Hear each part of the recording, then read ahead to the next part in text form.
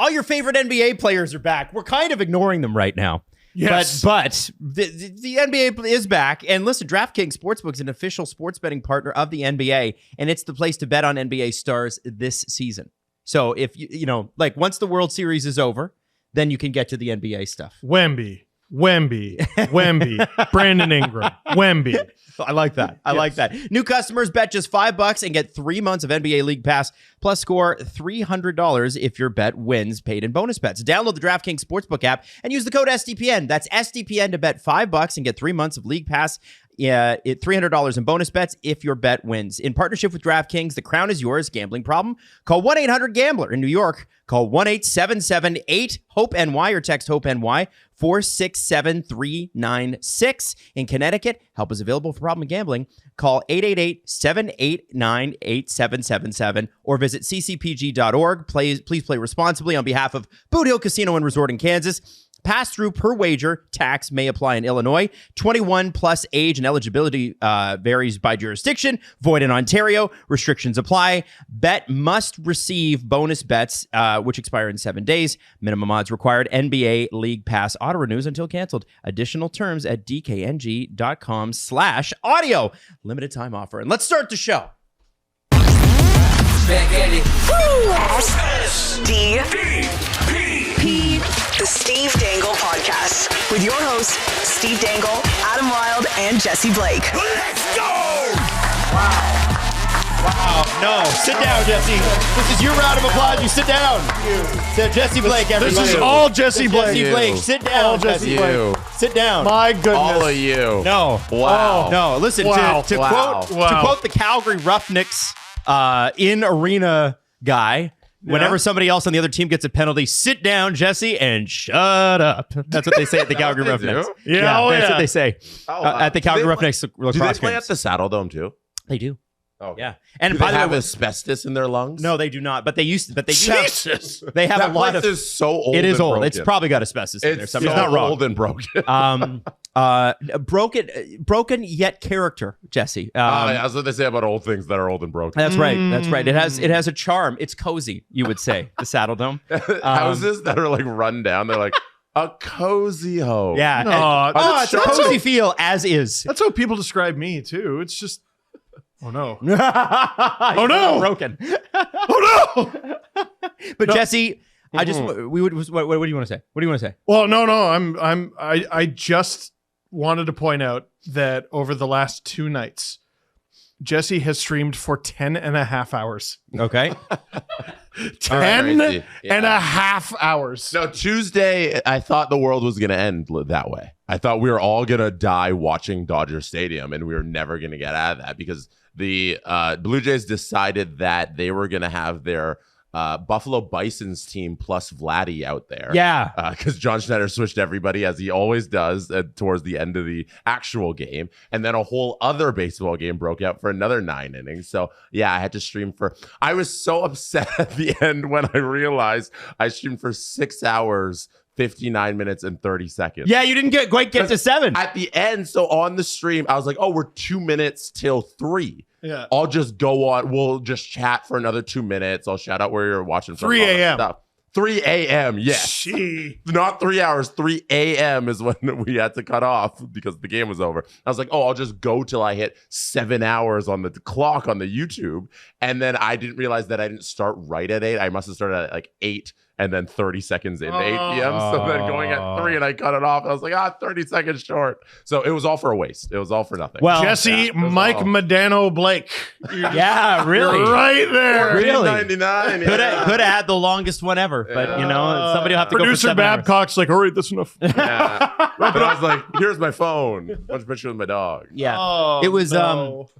It was brilliant. You know what? There's nothing better than seeing a bases loaded situation in extra innings and Miles Straw walking up to the plate. I love And then, that. 3 innings later, Miles Straw again. Yeah. Oh, here he is with his 182 batting average. Yeah. Okay. All right. There was so a guy. IKF's going to ground this ball out. There was a guy on the Dodgers yesterday during the broadcast. They're like, he came into the game in the 13th inning. He went to bat 3 times. Yes. Like what does that mean? Eric What Lauer, do you mean? Eric Lauer pitched almost 5 innings. Like Yeah, He was pitched like unreal. 60 pitches. He had Yeah. 68 pitches on the night, shut out the whole time. Yeah. Oh, Right? amazing. And then because the baseball gods, they can't give us anything good in those moments. Brendan Little has to be the guy. I know. I felt sick for him. I felt terrible for him. like- You can. They were, And he was trying- good. They were trying everything just to not use him. Like they didn't want to put him out there. You know at what's all. crazy? They didn't need to put him on the World Series roster. Like Yeah. they could have No. put someone else on there. Yeah, that is. I'm the thing. assuming Barrios is hurt. Yeah, he can't pitch. He No, can't pitch. no. Okay, because he was bad at the end of the year. Yeah. Dude, the Dodgers were warming up their starter from the night before. The Jays were warming up their What if Shane Bieber had pitched? It would be crazy. What after the gem he pitched in game 4? Mhm. What if he had pitched in game 3? Addison Oh my Barger threw a 99 mile an hour right field toss, and then they asked him, like, Bullet. "Do you think you could pitch?" And he's like, "Yeah. In fact, I've told them to put me in." Mhm. I don't know if that's a good idea, but It's not. No, it's not. It might blow out his arm. But 99 miles an hour, I'm like, yeah. If you got to a point where you needed to throw somebody out there, Addison would be a good option. Dave Roberts told the Fox broadcast that he wanted to use Rojas on their squad to pitch next. Oh, wow. Instead of trying to use Yamamoto, who just had the complete game gem 2 nights ago, he was God. going to throw out Rojas and see what he can do. Man. So it would have got really squirrely if we got to the 19th. Yeah, no kidding. Well, you know, Oh. and all the other thing is like, what happens? Drew was pointing out. What happens if they run out of baseballs? Because they were close. Yes, that's a fun fact. They rubbed up. Mhm. Maybe you know more about that than I do. They rubbed up 290 balls and they used over 220 of them. Yeah, so they were running out of baseballs for allocated, but they had started preparing new balls. Oh, okay. So they were going to play catch up as things went on and try and just like keep filling the balls that needed to be filled. So they had balls prepared for like yesterday's game, you know. So they would have Yes. started to rub those as the game went on if we had gotten to the 19th and 20 and everything. But yeah, we were on the verge of losing baseballs. Yes, that's crazy. That's Or not having baseballs, sorry. like, yeah, any fans who caught foul balls, throw them back. We need balls. Oh my God. Jesse, you streaming that whole thing and not losing an ounce of energy the whole time is one of the most impressive things I've ever seen on the internet, honestly. You know Like, who's a fucking liar? who? Scott Hansen. Why is Scott Hansen Why alive? are you mad at Scott Hansen? Hansen's the dude. If you're not a football fan, he does Red Zone every Sunday. Yes. He does 8 hours of commercial-free football. It's not so much anymore. It's not commercial. Oh, yeah, No. I can't say that line. It's fucking big broadcast corporation. Yeah. Putting ads in our shit. Anyways, Scott And on our Hansen- fridge. or on our AI fridge. Yeah, that's right. And Steve's going to go mega viral. Sorry, you can't have a snack until you watch That this is a ad. million views. So Scott Hansen does Red Zone every Sunday where they show all of the football games that go on all day long. And he stands there for 8 consecutive hours and he does all the games and he shows every score that happens. And doing 7 hours solo, I realized that what he does is pretty easy when you have like $10 million behind you, $1 billion behind you in the NFL. But whenever he talks about it, like he does interviews and like, oh, you're the Red Zone guy. How is that? How do you go to the washroom and all that? He talks about it like he's going to war. He talks about it like he's fighting in Vietnam every Sunday. I'm like, they probably make that so easy for you. If I can do that in my chair sitting there, and I did it once, and I never want to do it again because it was brutal, he can probably do it once a week. And you when think he has about $10 the million. amount of producers behind him. That's just you, right? Yeah. You're running your own graphics. You're running your own stream. We have somebody on there managing the chat. So Yeah, that shout out nobody Robert drops. Malloy, who was around for the full 7 hours. But Justin as well. Justin as well. nobody is when you're doing Red Zone. Listen, I'll be honest with you. I read a book by one of my favorite British radio hosts once. His name's Chris Evans. He does Virgin Radio in the UK now, and he said he's like, the one thing you have to be brutally honest with yourself about when you do what we do is you have to realize that this is not hard work. And he's like, unless you've done hard work in your life, you don't know that it's not hard work. He's like, I see too many people, because he's done TV and radio. He's like, I've seen too many people talk about how hard this is, or, oh, we had 12 hours. He's like, man, I used to work hard labor when I was a teenager. That's hard work. This is not hard work. And it's long work, but it's not like it's very, very different. And I think, Jesse, I think what you did was pretty friggin' gargantuan. Like I don't run my own graphics. I don't run my own stream. I don't know how to do that. but and I think it's pretty cool that I was watching it like 2:30 in the morning, and there's 5,000 people concurrently It watching. kept going up. Yeah. I don't know who. I guess Europe was waking up and tuning in or I something. guess. But What are you still doing here? Because the West Coast too, I was giving some hell to all the people on the West Coast. I was like, it's 2 a.m. here, and it's only like 11 for you guys. Yeah. You don't even know what staying up is, so it was funny.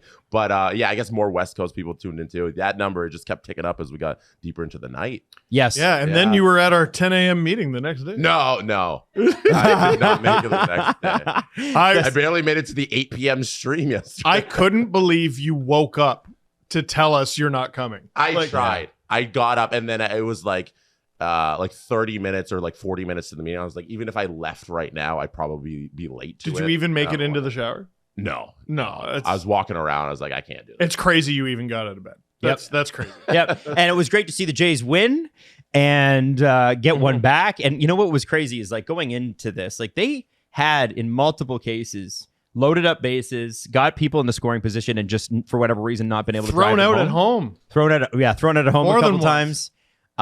It was nice to see them break it open a little bit. And it was a good omen that they lost the 18-inning one, because in the previous 18-inning game in the World Series, it was Red Sox and Dodgers in 2018. The Red Sox lose the 18-inning game to the Dodgers. Yeah. Red Sox go on to win the World Series.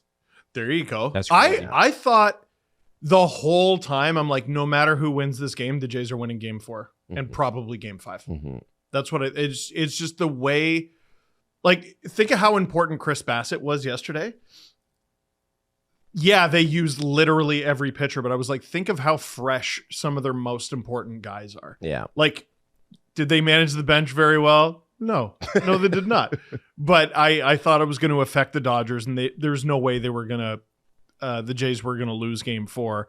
Game 5, we'll see, but I'm still pretty confident. Mm-hmm. And it was great pitching performances by like everybody out there. Yeah. You know, you have your little Louis Varland appearance, because every single game that the Blue Jays play, John Schneider has to put Louis Varland in there. Oh my God. and he's still throwing 98, man. He's still doing it. It's amazing. And Shane Bieber shows up and he does a Shane Bieber thing, and he limits that offense, who's clearly tired a little. Yeah. It was a great performance all around. Like you said, Adam, the bats woke up, and they did. Truly had a good Blue Jays bats game that they've been having all postseason, all long. They're great at getting people on base. They were just in that. I mean, there's so many missed opportunities in that 18-inning game where they didn't get anything past the second and third base, right? And you look at, I just want to say, like, what is amazing to me about them, like, first off, Vladimir Guerrero Jr. is a true star. He's a true star in a way that Toronto hasn't seen since Kawhi Leonard. And smacking a home run off Ohtani in the World Series. Yeah, to put the team up. Come on. That's the thing. Like, you know, I think we've been, and I'm gonna take this back to the other team that's in this city, one of the other teams that's in this city, but the one that hasn't won yet. Quickly does not deserve your hate, Adam. I think no, they won in 19. They deserve hate. That's right. Not with him though. What I see from Vladdy is, I don't know. I picked a name out of a hat. The moment is going to come. Let him talk. Yeah, man, dude, you're just fucking having your own conversation over there. The fuck are you talking to? Steve's like, anyway, yeah. So I just woke up, scratched my balls this morning. I don't know if you guys. Who are you chatting to? Your game was over by 8:30 last night. You can't be tired. You're not allowed, right? Steve, are you gonna be one of those old men who just tell stories that go around 100%. circles? 100%. I come from a long line of them. Oh yeah, absolutely. You're gonna be Abe Simpson. Oh yeah, I tied a turnip to my belt, which are was never gonna end. No. They're gonna be filled with details that nobody cares about. I think I was wearing a gray tie that night. It might have been blue. And I still remember everything. So I'm gonna tell you every banal detail. That's how I know that wow. I will not be that guy, because I can't remember anything. So Adam, remembering details, like whatever. Tell your friggin' thing. I just want to say that. You start from the top. Yes, please. Sorry. So the top. Don't worry, I didn't get much past the top, Jesse. So, you know what I was going to go with was, it's amazing to see an athlete in Toronto, because the moments will come. If you're great, the moments will find you. And when the moment comes, Vlad rises to the occasion. He's now hit more home runs than any person ever in a Blue Jays jersey in the playoffs. And there have been a lot of guys who played a lot more games than Vlad has. This run of his, I mean, I know Shohei's got 8 home runs. I know Vlad's got 7. We're talking about the best baseball player in the world, probably next to the best baseball player that's ever played in Canada. And I'm looking at this moment and going, that felt to me like Kawhi, that crazy shot that he hit. Jesse was at that game. Was against Philly, right? Yeah, that was the MP. That was the 76. Dunking over Giannis. Dunking over Giannis. Next round. Yeah. Like this guy hits whatever the moment comes, he's ready for it. And you can't expect your stars to hit every moment. Like even Sidney Crosby and Nathan McKinnon have failed, despite their iron will. But what's amazing is now there's a new bar being set.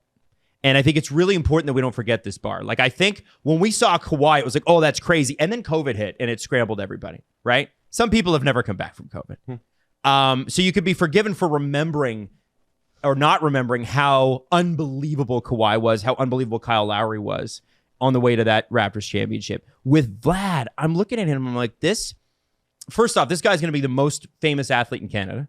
Already is. Oh.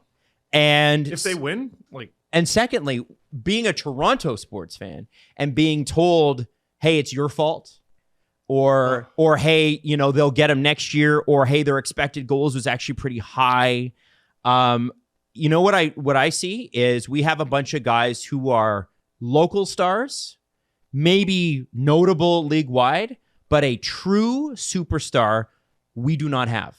No. And it doesn't mean that what's been frustrating about it is the talent has always been there. And Austin, to me, has the talent. I don't know if he's healthy. We're going to talk about that. Yeah.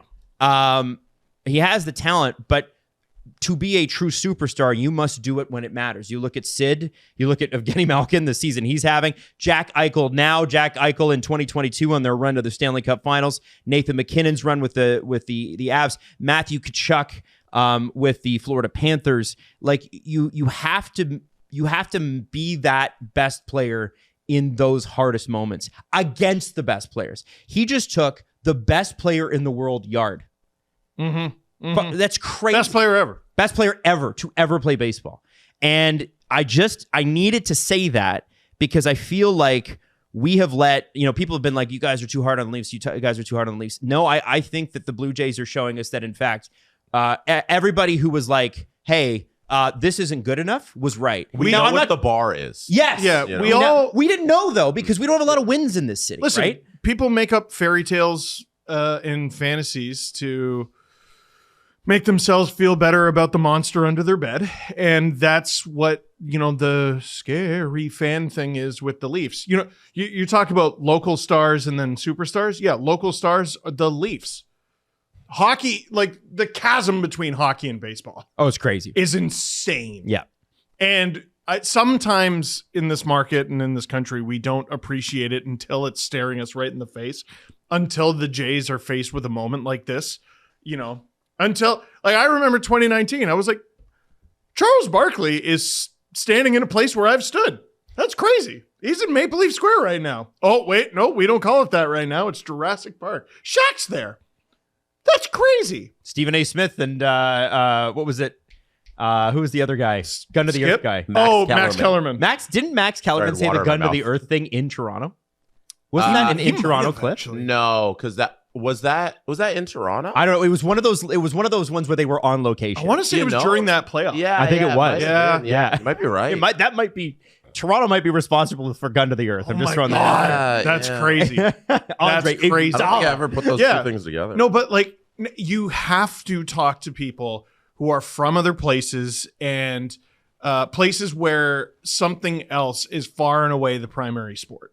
They will laugh you out of the room every time you tell them the pressure is too much on, doesn't have to be the Leafs, on my hockey team, the Vancouver Canucks, the Montreal Canadiens, the New York Rangers, or what. That atmosphere does not exist for all 32 NHL teams. It's not even close. Right. What are you talking about? The right. Dodgers and Blue Jays are in the World Series, right? And even though I'm excited, and I don't want to make it about this every time, but I do feel like we've been sold a bill of goods every year for the last 10 years that this team can win championships, or that it was going to. Toronto Leafs. Oh. That it was going to happen. Just what do they kept saying? Bet on talent, bet on talent, bet on talent. Mm-hmm. And I understand why they said that, but it didn't work out. And I look at the way the Leafs snuck out a win against the Calgary Flames last night. I was more optimistic about it. We'll talk about it. And we are going to talk about it. But I'm like, these are two teams in two different places. And I think the other thing that the Leafs forgot how to be, because in the Shanahan era, they were so sequestered from the public because, we wouldn't want to put too much pressure on them, so they were inaccessible and they weren't likable. They are seen as whiners, whether that's fair or not. They were seen as whiners, prima donnas, things like that. And I don't think that that's necessarily a fair characterization. But I think the chasm between the team put between the media and the players, and therefore the people that consume the media, the fans, it created this sort of icy feeling of the Toronto Maple Leafs like they didn't care. And I do think that they do. And it's just there's a lot going on right now, but for me, the likability of the Blue Jays is something where I haven't felt that warm, fuzzy feeling for a while for a team. Yes, winning helps, but CJ even talked about it on the CJ show. There's something special about this group of guys because they don't quit. Do you ever leave a game when they lost in 18 innings or they lost game 2? Did you ever feel like the Blue Jays didn't care or didn't try? Nope. I was immediately like they're winning tomorrow. Like with the Leafs, I know playoff games where I'm like, yeah, they just didn't feel like it tonight. Oh my God. From last year or from the spring. Playoff games. There's not a single game I've watched for the Blue Jays this postseason where I'm like, man, they didn't give it their all that game. How about the mere term? You know what I'm starting to resent so deeply? The term schedule loss. Oh, I hate it. I hate it. When does the other team come to town and have one of those? Never in Toronto. Can you have one of those, please? Get out of here. Anyway. I don't know that the team subscribes to that, by the way. The Jays are extremely good, which certainly helps, and likable. Yep. They were likable even back in the summer when it wasn't obvious they were going to do this, but they went on like a little run and they were scrappy. It's fun and they're getting some walk-offs. I want to say, didn't Miles Straw have like a walk-off? And it was a great return to form from last year where they were deeply unlikable because they stunk and the team, the executives were like, trust us. And we're all like, why? Why on earth? I want to say this is the type of run the Leafs always thought they were going to have. Because eventually they'd break through. Yeah. Well, yes. Us telling you you're wrong forever. The evidence in front of us being that you're wrong forever. Playoff choke after playoff choke. How many consecutive postseasons did they not win a game? 4? And then they finally busted through. And I know Brendan Shanahan's in a room somewhere going, we needed one more. We needed one more year. Yeah. Now, Jess. Jess, you are far more of a multi-sport guy than Steve or I. Uh-huh. What are your thoughts on likability of a team? Because I think there's going to be people that say, Adam, I think that was an unfair characterization because it's always easier to like a team that wins. Totally. What do you think about the Leafs? And I'm talking about the public perception here. It seems like, obviously focus in Toronto is on the Jays, but it does seem like people are kind of going, wow, this is a lot different than how it's felt with the Leafs, even at their best in this era. Yeah, and I look at the Blue Jays team this year. Obviously, like you said, it's easy when you're winning to be likable. It's you're gonna win a bunch of games. The fans are gonna like you, but the Blue Jays also don't have the little moments that the Leafs have, where sometimes there's animosity towards their fans.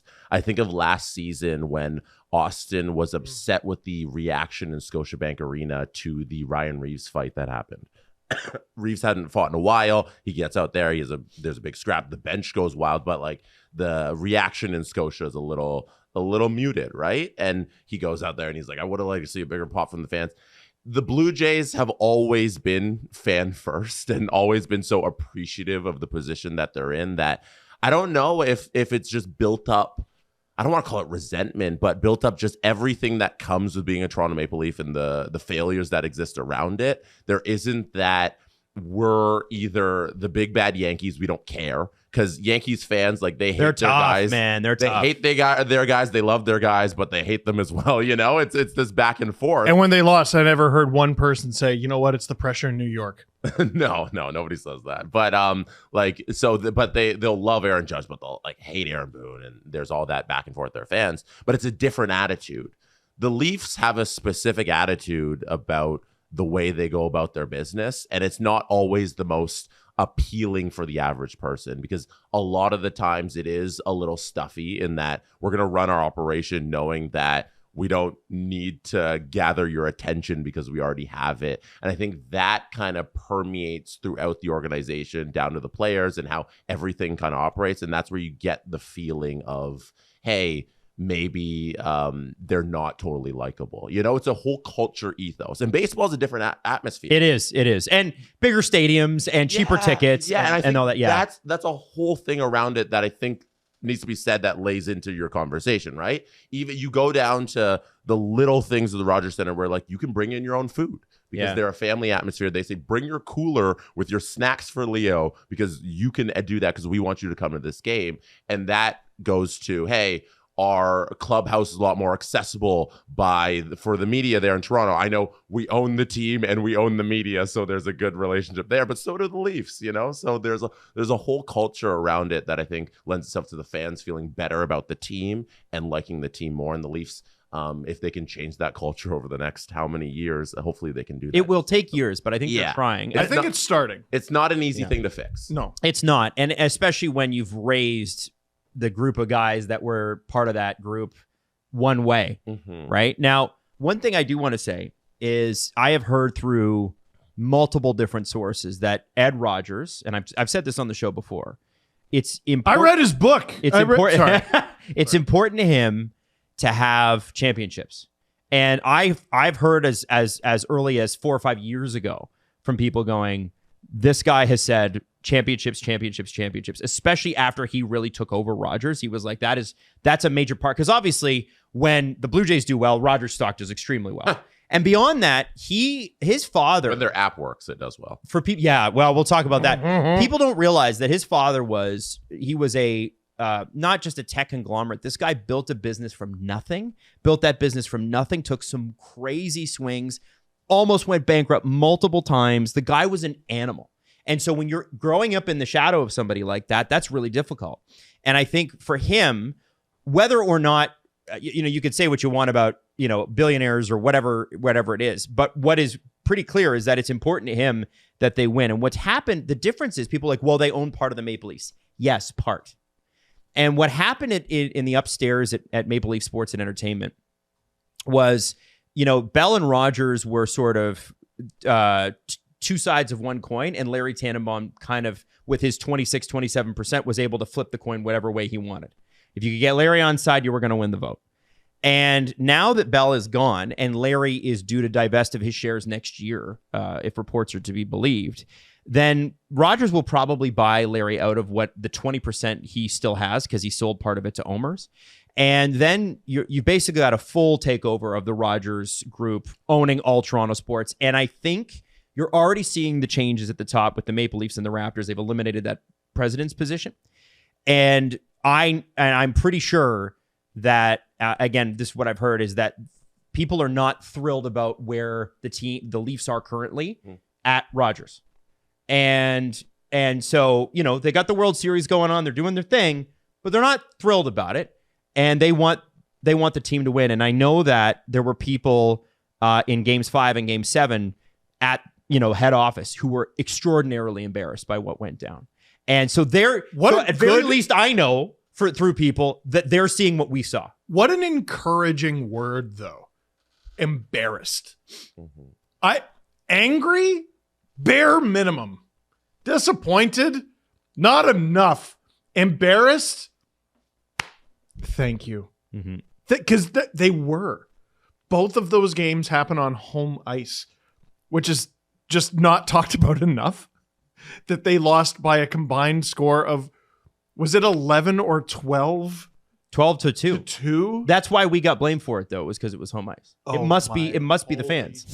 So listen, I think we need to take a second here to brag, because Ford F-150, which is what I drive. Of course. My brother-in-law's got one that's 15 years old. His works beautifully still. To Still this going? point. Still going. Love that. Winter is upon us, or soon to be. And you know what I love about that is that when I get to drive my Ford F-150 through the winter, I don't have to worry about that. You know, I got Steve calling me going, oh, my car's a little too close to the ground. I don't know if I'm going to get there. I don't worry about that. I got stuck again. Steve literally in the winter around here has to dig himself into a parking spot I had to rock my car out. because his car can't get in. But if you had a Ford F-150, you wouldn't have those problems. Well, this is the thing, right? And Ford F-150s are like ubiquitous. You get them for work trucks, you get them for family trucks, whatever. What I love about it, like I know we've got the holidays coming up. One of the things I love about it is I see all these people trying to stuff a Christmas tree, a real Christmas tree, which my wife insists on getting every year, and I'm allergic to them. But she's like, no, we got to get the real tree. And I'm like, okay. And I put it in the back of my truck, whereas everybody else is like in their expensive, fancy SUVs, putting them right in the truck. Yeah, or on the roof or something. Yeah, you just throw it into the bed there and you drive off. Hanging through both back passenger windows. Oh, no. Which, you do that? I would have never. Now, here's what we want you to do. You should check out the Ford F-150. There are many, many, many different types for you to check out. The Tremors are so cool. I got one right before the Tremor model came out, but I wish I had.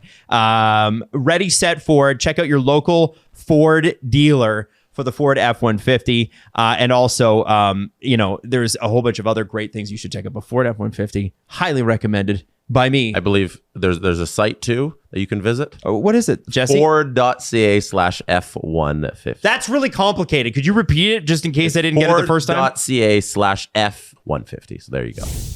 Now, I want to talk about yesterday's game, the Leafs game, because it didn't start well. It did not start well at all, but it finished really well. They, for the last kind of. I would say, I think they've got an issue in goal. We'll talk about that. With the exception of a couple, obviously poor moments, they dominated. Not just were the better team, dominated the game from about 10 minutes into the first period onward. Mm-hmm. It was a bad start. I think they were outshot 9-3. I don't know exactly what it got up to. That's Nazem Kadri walks through the middle of the ice. I mean, that can't happen. It just can't happen. You took the first penalty of the game as well.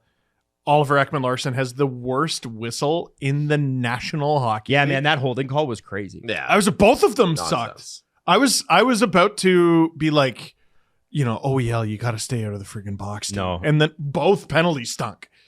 But you're getting your show run by the Flames. And the Flames did well in their last game.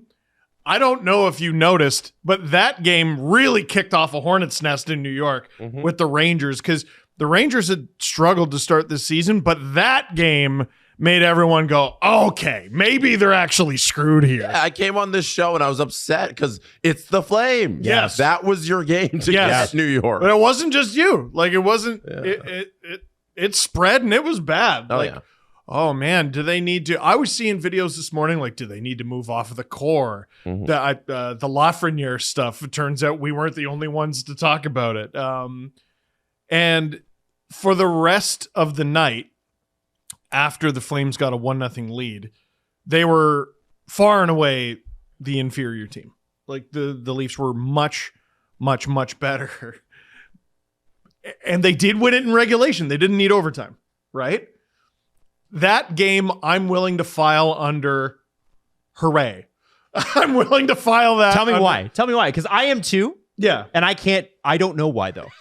I'm like hooray about it as well. Yes. But I don't know why I feel that way. You got 2 points. I'm trying to not put the Leafs in mistake debt. So I'm trying to, if they, when was their game before this? Tuesday? It was the night before. I'm an idiot. Sorry. It's no, it wasn't. I do Columbus. Right. Tuesday, Saturday. There you go. Yeah, sorry. The days are all blending together. Thank you, Blue Jays. By the way, I'm doing a second half Columbus back-to-back up against Jesse tonight. Cannot wait. Let's That's fucking going to be party. awesome. No, the numbers are always good. They are. We usually like split it. Yeah, it's kind of weird, isn't it? Wait. I'm trying to have their bad previous game or whatever, the mistakes made in the previous game, not carry over. Yes. So I'm trying to look at each individual game as what it is. You are going to make mistakes. The best teams in the league make mistakes, and they do it in bad situations. I thought it was very funny that the TSN broadcast was like, yeah, the Leafs, they got to get better at defending the rush, only to, during that sentence, give up a goal off the rush where Kadri just... It's a nice goal, but like the Harlem Globetrotters are able to do impressive things against the Washington Generals. Like goals like that are born out of the other team being ass as well as you having talent. Can I show the goal visualizer on NHL Edge? Because this looks like what you do at Shinny or Beer League with your friends. So Nazem Kadri has the puck, and he is number 91 with a little puck there. He's just going to split everybody and just go up the ice all by himself. Man, this is untouched. Do you see that? Yeah. That's video game shit. Egregious. I don't. So what I am noticing, and he does get a little bit of a pass because he's a rookie. Cowan. But yeah, Cowan, Man. He's been on for a few of these. And Where's he going, though? Look at 53. Where's he going? Yeah. Well, you would think right in the path of Kadri, and he does a flyby. Look at the three guys. Look, right there he is. And flyby. That can't happen. Jeez. Can't happen. To put that out there to start the game, I was not happy with that performance. No, and you could be forgiven for, as they're getting outshot into oblivion and they're down 1-0 and that's the goal you allow. You could be forgiven for being like, oh no, they stink. But 2 points in regulation. I'm trying to look at and they outshot them to hell. Like that's the thing is after this they came back. It was alive. It was after the Flames got to 9-3 or whatever it was after their power play. I almost said the Jays. The Leafs outshot them. I think it was 34-20. Like they did a very, very, very good job. The second goal against, I think you can attribute to, it was bad defense, but like I've seen worse, and Stoller should stop that. Mm-hmm. And the third goal, the Myers-Riley thing, as awful as it is, and I know Riley is involved and you're sick of hearing his name be involved in these conversations, I just don't see that as like that play happens so rarely and is such an obvious, egregious flub that I'm not like, because of that play, they're in trouble. That game, it helps. Steve. No, wait a sec. Uh-oh. That game, because, in part because of the way it ended, I'm able to look at the mistakes through the lens of they're still figuring it out. They were the better team, and ultimately they came up with the win. If Adam Wilde came into the studio and said, Steve, I got something for you.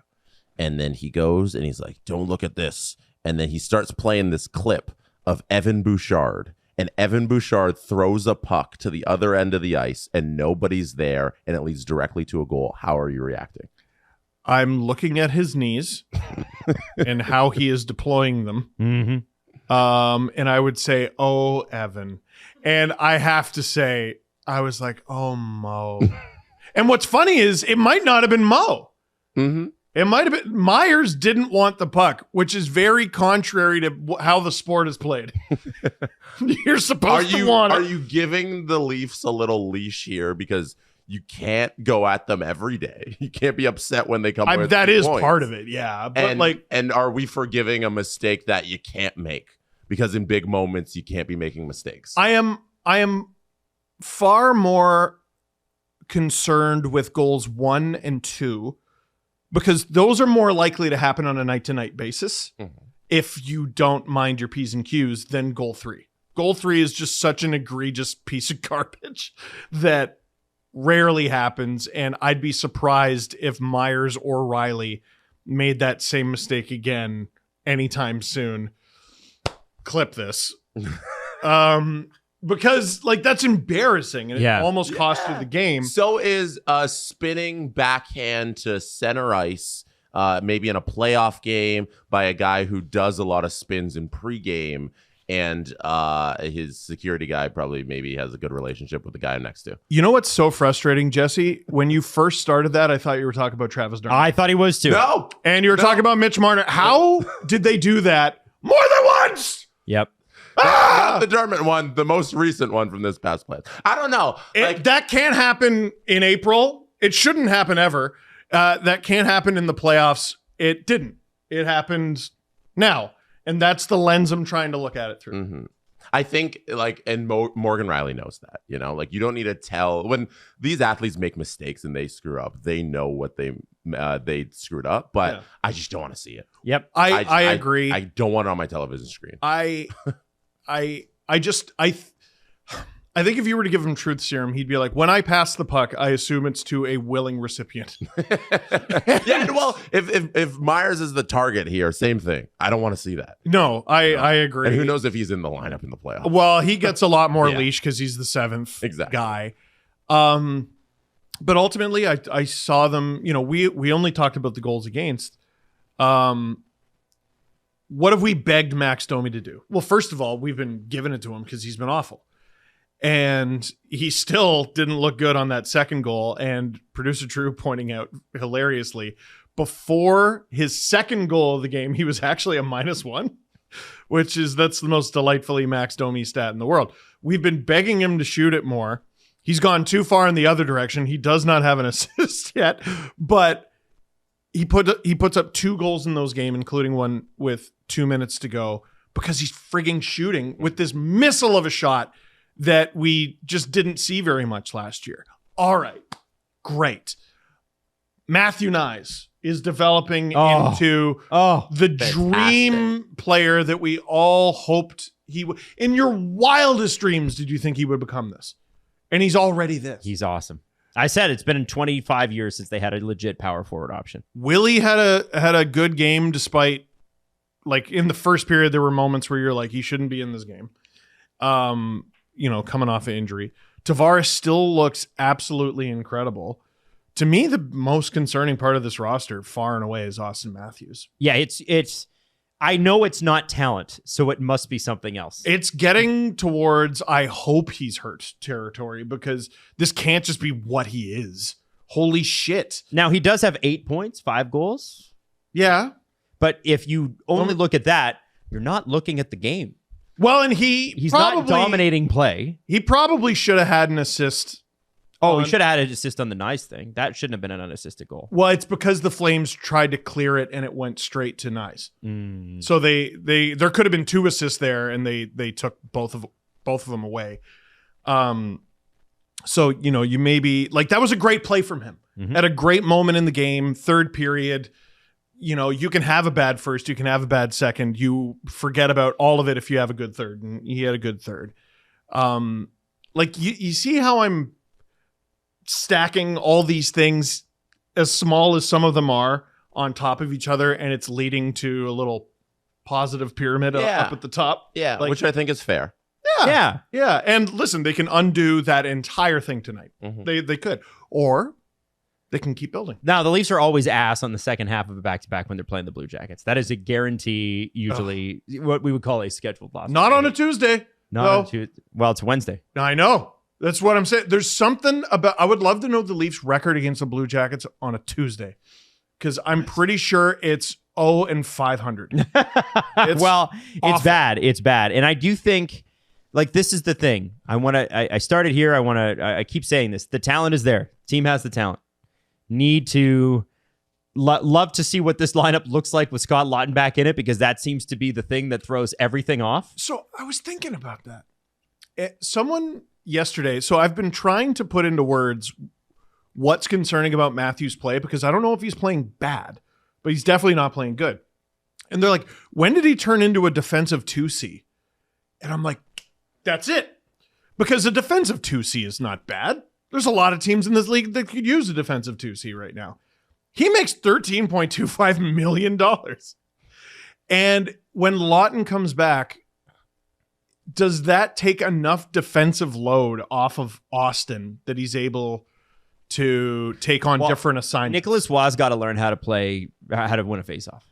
He is really That bad, is and that really concerning. hampers them. It's concerning. Like, it's going to put him on the wing. So I think a lot of assumptions they made before the season were proven wrong, and it's put them on their back foot. And they have a winning record despite that, I believe. 5-4-1? I think they're, I don't know. 5-4. Like, your record just doesn't matter this early. No, 5-4-1. There you go. Waugh is a big piece of that puzzle. Lawton is I had no idea how big of a piece of the puzzle he was. And when they get him back, I want to see Austin at his best. I like to see Austin at his best before he gets back. You shouldn't be depending on your 4C for one of the biggest stars in this. This guy is going to captain Team USA at the Olympics. What do you mean we're waiting for Scott Lawton to get back? That's what I mean. Like, holy shit. That's what I'm trying to say. It's like, yeah. You know. Now the Leafs have had a so-so start, but they are still third in the Atlantic, which is basically outside of the Montreal Canadiens and Detroit Red Wings have a bad behind October. Montreal and Detroit. Yeah, as we all thought it would. Yeah, for sure, dude. Definitely. Like,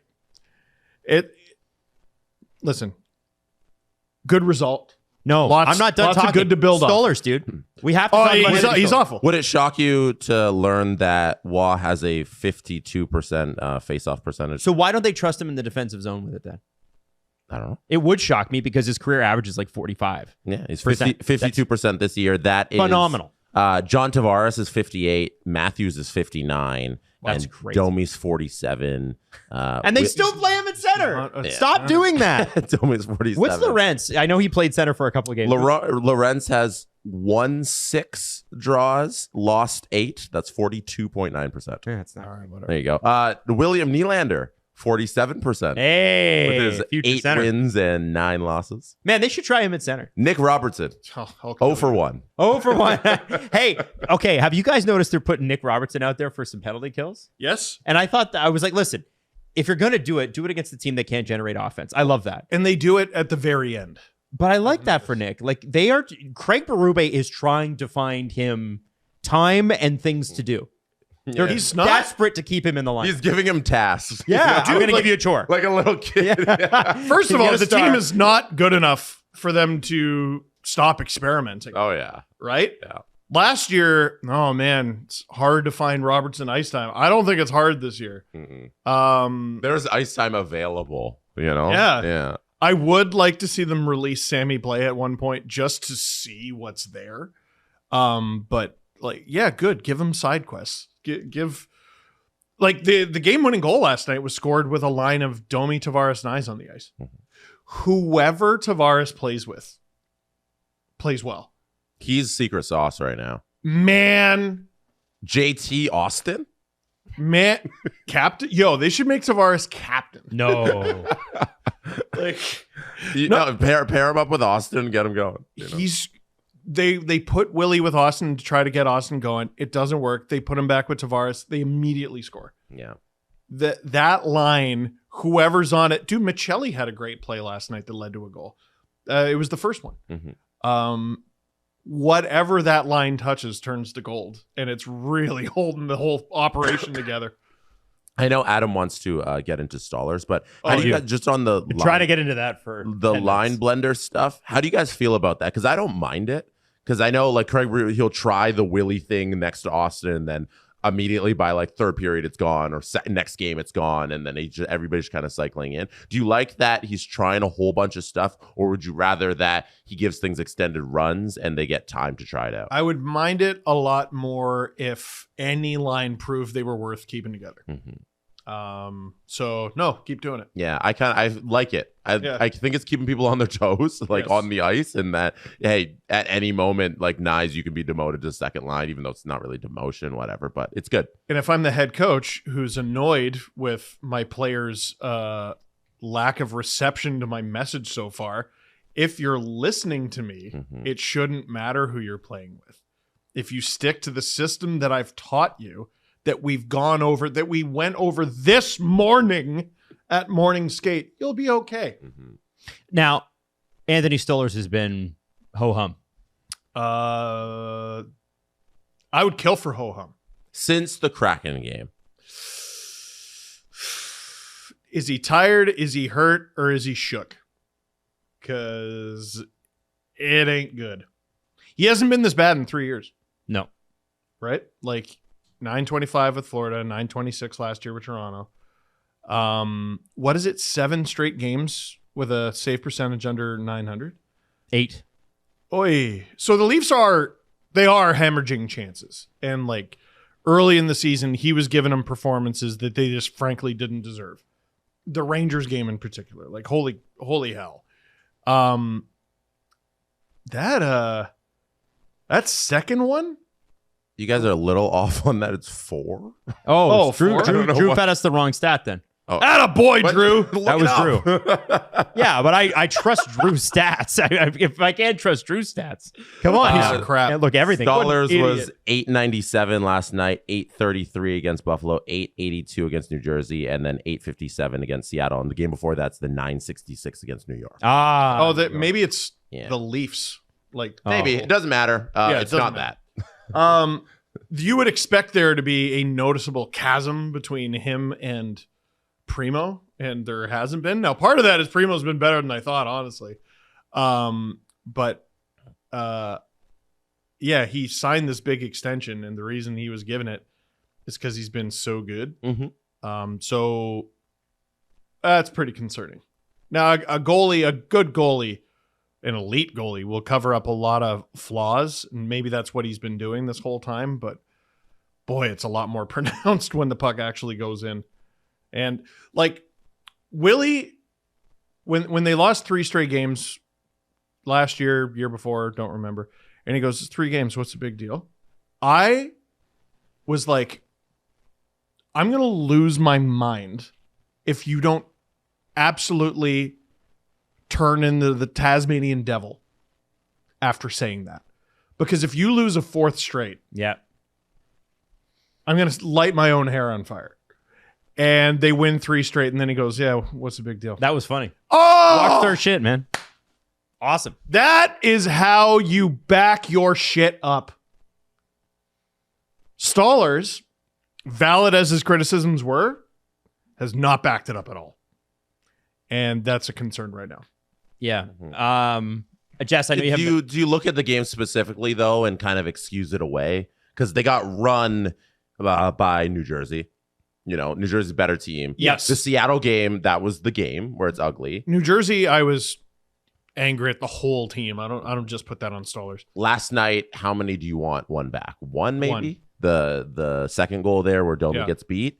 And then the Buffalo game, is that on Stollers? Like, do we remember any ugly ones? Well, the one that they won was Primo. Yeah. Off the top of my head, I can't right now, but So, I don't know. It might just be a little 4-game blip where there's maybe a couple he wants back, but I don't know if it's panic. yeah, and I'm not panicking. I just think he's Okay. not been great. like Sure. 2 apparently underratedly big Jenga pieces got pulled out on the Leafs at the beginning of the year. And Lawton is obviously a huge part of their defensive structure, and Stollers is supposed to be in a tandem with Woll. Yeah. And Who's back? who's back, but Can't it hasn't play. played yet. Neither of those people have played a game, Right.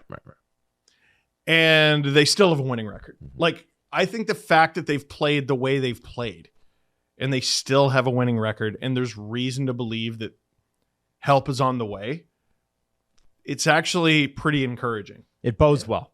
And if Yeah. they win tonight, I believe they'll match the exact same record that they ended last October with. Right. 6-4-1. Genuinely very, very funny. Yeah. Which is that's insane. And like the Philly game on Saturday, that's been kind of earmarked as a Lawton return game. So keep your eye out for that. Finally, we will see the Toronto Maple Leafs in their purest form. I am so Saturday, and that game is very likely not going to be moved, is potentially Game 7 of the World Series. Oh, yeah. I am potentially going to stream the most useless game in Toronto Maple Leafs history that starts in probably an hour All right. before Game 7 of the World Series. We can figure something out, maybe. I don't know. No. But I'm not worried about it. Yeah. I'm not worried about it. I'm doing the whole game in a Jays uniform. Yeah. Did you want to show this goal? The Domi, the Sure. $7 Yeah. goal? I don't know if you want to Yeah. highlight This is it. the one that drove me nuts, man. Yeah. And this is not a goal he lets in last year. I like TSN's breakdown of this because like Domi is weak on this. Farabee beats him too easily. Carlo does Nothing. nothing. Like I know you're the safety valve there, but like this just going straight through Stolarz And Farabee hadn't scored in, what was it, since last year. 29 games or something? Or some crazy number. It's horrible. Which problem in particular do you hate about it, Adam? I think it was the because Farabee doesn't even really hit Stolarz too, right? It's not like he knocks Stolarz. So Anthony's got, listen, yeah, he beat Domi and Carlos trying to, I guess, cover off a phantom guy he could pass to. Just your pads got to be down, dude. Like he didn't even try to shoot it up. He didn't try to extend Stolarz across the net and spread him out. He just went, I'm jamming this home, and Stolarz, it just went under him. Most goals are a team effort. And I hate the flyby on Domi, but like Carlo, Benoit's got the other attacker. Benoit has Lomberg. Hit him. Mm-hmm. This could have been if this guy was a different guy and he's just not. If Carlo was another person, he could have sent Farabee to Neptune. Or for God's sake, give him on TSN, they're like, I think it was Jeff O'Neill. He's like, give him a cross check or something. Yeah. Or what if he just goes like this? Give him anything. And he sticks his stick out and just puts it in the way of the puck. I'm holding out a bat right now. He just moves his arm and puts his stick there in between the puck and Stolarz. It probably isn't just a tap in between Stolarz' legs. It shouldn't have been a shot. No. But the fact that it was, like, it became a shot, and it was definitely one that should have been stopped. You know, there was a goal Primo let in against the Sabres where it's like, yeah, you were probably screened, but like put your pad down. Yeah. And that's sort of how I look at this with Stolarz. And I never thought I would have the same criticism for both those people. Yeah. Anyway, like we're going through it. Like this is the thing I keep saying. People are like, they're not as good without no, do not let these guys off the hook. These guys are extremely talented and can do great stuff. It's because of that I get frustrated. But it is October, and plenty of teams have a bad October and make the Stanley Cup Finals. Hello, Edmonton, 2 years in a row. They're not even having a bad October. I know. They're having a mediocre October. The bar. But that's my fucking bar, by the way. Yeah, I want them to win. I don't want This is a good spot. like enough. This is having high expectations usually doesn't happen for teams that stink. No. Right? We have high expectations. Was anyone else there when they won the division last year? Like, Yeah. I know you're different. You won the damn division last year. The bar is up here. And, you know, some people might be listening to this and like, oh, you sound kind of negative, you know, because they won last night. Just be happy they won. But there's going to be an equal amount of people who are like, you're not going hard enough on these guys because they barely eked out a win against the Flames. Mm-hmm. I'm trying to be in the middle and going, they did some bad things, they did some good things. Ultimately, the good things were And that's why greater than the bad, and that's why they won. That's why I'm yay about it. Yep. Because it's like, it doesn't matter. You can only play who you're playing. Yeah. And hey, they won a game and they outshot and dominated their opponent, and that's what we're asking for, and they did it. 2 points in regulation. Yep, that's fantastic. You're not going to leave that and be upset. And hey, the Max Flames Domi got 2 goals. I love that. Yeah, ask the Flames how they feel. We almost beat the Leafs. You got 0 points. Yeah. In a game that was tied with 2 minutes to go. Mm-hmm. In a play, by the way, where the Leafs ran into each other, Three Stooges style, almost leading to an odd man rush the other way, and somehow 5 seconds later, it's in the back of your net. Yep. Like what do they come away with? What do the Flames come away with feeling about this McKenna. game? Yeah. Yes. What do they come away with? We kept it close. Yeah. No, you got dominated for most of the game and you lost. You didn't get a point. Yep. This is the Atlantic Division standings from October 29th, 2024. The Toronto Maple Leafs, after 10 games, were 5-4-1. Today, on October 29th, 2025, the Toronto Maple Leafs, after 10 games, are 5-4-1. Goal differential of 0. Last year. Yeah, last year. What is it now? I want to see exactly how close they are. So 32 goals for, 32 goals against, goal differential of 0. And this year, Go ahead. after 10 games, Very close. 35 goals for, 36 goals against, Wow. -1. They're one goal off of just being the exact same team. They are outrageously similar. So I would say that That's so funny. Marner leaving means that currently, if the numbers are to be believed, no change. They've saved $11 million and have the exact same October. That's crazy. Man, Go figure. maybe you I do know- bet on talent. I know Vegas is unreal, that they're not the same team. I don't know if you noticed. So, like, I always thought that was going to be a fine fit. Yeah. Let's focus on the Leafs here. They've done a lot of things I hate. They have. And that's why I've yelled and screamed.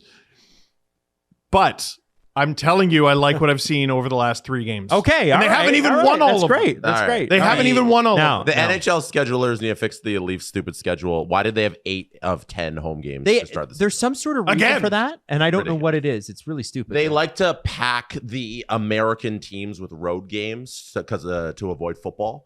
On football nights. Why don't the Leafs simply say no? So the Canadian teams have more home games in the fall.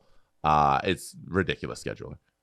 I get the impression saying no to NHL head office about anything leads to bad things. Hey, by the way, there's a big scratch on your face. Where did you get that from? Drew asked me if it was barbecue sauce. What happened to you? Leo accidentally here. I'll tell the full story with the great reveal. So we go to the farm as a family. Great activity in the fall. Yeah. Leo falls asleep on the way there, which as a dad can be disastrous. On the way there? On the way there. That's a problem. Oh, it's a problem. Grouchy pants when they wake up. So he was grouchy pants. So there were some goats, and I'm like, I'm gonna take him to the goats, but I carry Adam him. would never allow that in his household. No, we don't allow grouchiness here. No, we don't stand for that kind of nonsense. So carry Leo over to the goats. The goats goat at him, and he was like, "Oh, cool, goats. I'm 5," and that cheered him up a bit. We got called over. Hey, we need you over here. I go, oh, okay. And he goes, Daddy, up. Because 5-year-olds are just toddlers pretending. Like when they are weakened a little bit, they just revert back. melt. So Yeah. you go, okay. And as I go to pick him up, he goes to reach his arms around my neck, and his thumb just comes across my face and scrapes me hard enough that it draws blood. We were getting called over because we were at the farm for our family Christmas photos. Oh, no. Cool. All right. So does it have it on it? Or did you get a Oh, Photoshop? of course. Why don't you Photoshop it out? Or Well, yeah. No, the photographer's like, yeah, I saw it as soon as you got here. I got you. Don't worry. Oh, okay, that's good. nice. Yeah, That's good. yeah. So They can- I mean, they can she's fix that. probably gonna have to Photoshop like just an ocean of It'll boogers just on be- Isla's face. And, It'll be like normal photos, and then it'll be like AI Steve. You know those AI photos yeah. with all the perfect teeth. I'm trying to get myself 6 fingers. Like a Mr. Beast thumbnail. Yeah. Yeah. I put 10 people in a Shark Tank for $10 million. Yeah. I'm Steve. yeah. And then later that same night, Leo made an appearance on the stream. I twice. was there for that. Yeah. That's right. He was singing Cats in the Cradle. It's little boy blue and the man. in the moon. Yeah, because Daddy wouldn't play with him because I was working, Because you were just streaming. It was something to behold. and I thought I was being a good dad because I'm like, here, Leo, stand over here because I don't want your face on camera. Only to watch the footage back and see that it's very clearly on camera because my screen is not the same as yours. No, he was fully on stream. Yeah. What I saw, I'm like, oh, okay, good. He's just off frame, fully on frame. It's really hard with all the sports happening right now to have a healthy diet because we got the World Series, the NBA started, NFL's already on, NHL is on. And, I know, like, specifically Jesse doing his World Series streams and that sort of thing. For 7 hours. How do you get your greens, Jesse? AG1 makes it easy because they got all the vitamins and minerals you need for your gut health, all in one handy dandy little scoop that you throw into your AG1 bottle. You drink some water. I have it in the morning, even before the coffee, and I get, everything I kind of need. I love that you're just going into depth with this. Just be like, I have AG1. I stream for 7 hours. That's all true. it should Is be. that simple? Yes. Yeah. AG1 Next Gen is helping to raise the standard with multiple gold standard clinical trials in an industry where not everyone invests heavily in research. They go to great lengths to continually invest in rigorous peer-reviewed clinical trials. It replaces the need for a multivitamin, probiotic, and more. And for less than $3 a day with a subscription, you are getting $7 worth of daily nutritional support, which is amazing. So head to drinkag1.com/SDP to get a free welcome kit, including a bottle of vitamin D and a free AG1 travel pack when you first subscribe. That's drinkag1.com/SDP. Hey, we've got 2 massive contract extensions in the last 24 hours with some of the best young talent in the league. Thomas Harley and the Dallas Stars finalizing an 8-year, $10.59 million contract. Again, the reason we're seeing a lot of these is this is the last time that you're going to be able to do 8-year deals. And then this morning, Logan Cooley, 8 years, $10 million per. He got $80 million this morning. And what I thought you'd find interesting are the Mammoths commitments. John, I'm going to pronounce your name wrong. John Mattis from The Score said Mammoth's key commitments: Cooley $10 million through 33-34, Sergachev $8.5 through 30-31, Peterka $7.7 through 29-30, Keller $7.15 through 27-28. That's insane. Genther $7.14 through 32-33. Extremely good. Vamelka $4.75 through 29-30, and I know you've got a big crush on Corona. Pretty good. And always have. Man. So, that is they are an exciting, we talked about them. They're a wagon, exciting team. I am broken and damaged. My first thought was Lane Hudson shouldn't have signed that contract. But they now Harley is older. Harley, so they're buying more UFA. Well, I'm looking at Cooley because the big argument for Hudson is, well, you're buying more RFA years, right? Aren't him and Cooley like the same age? I don't know. Maybe a year's difference. Probably, yeah. He's 21, Logan Cooley. So yeah. Geez, that is Ken Hughes, man. It's still, yeah. He's doing an incredible job in Montreal, and that's why they are where they are in the standings. But Utah, I had them as a playoff bubble team. I was not familiar with your game. Nick Schmaltz's deal is going to be interesting. He's like leading the league in points right now on the last. Yeah, maybe don't negotiate with him right now. Maybe just leave that. Wait for now. till he cools off. I mean, what is he going to be in the Art Ross race forever? Clip this one. I don't know. Well, what is? I would love to know the highest Nick Schmaltz has ever finished in league scoring. Was it in the top 50? I don't know about that, but I can tell you that his highest points ever were last year at 63. Which is pretty good. Yeah, that's usually not enough for the Art Ross. Yeah, that's true. 17 points in 11 games. He had a point last night. Yeah, the guy who wins the Art Ross usually has that by like New Year's Eve. Yep. Yep. That is that's crazy. That is crazy, man. Love what they're doing. It's the uniforms. It has to be. They have a name now, so they're allowed to win. You imagine? And now your 2025 Stanley Cup champions hockey club. The Thomas Harley deal is exceptional. And if you don't watch a lot of Dallas Stars games, that's totally understandable. You can't watch all 32 teams. You watch the Four Nation Faceoff? But if you watch Four Nations, he came in and I was almost grateful there was an injury. He was so good. Oh my gosh. I was like, man, he should have been on the team from the beginning.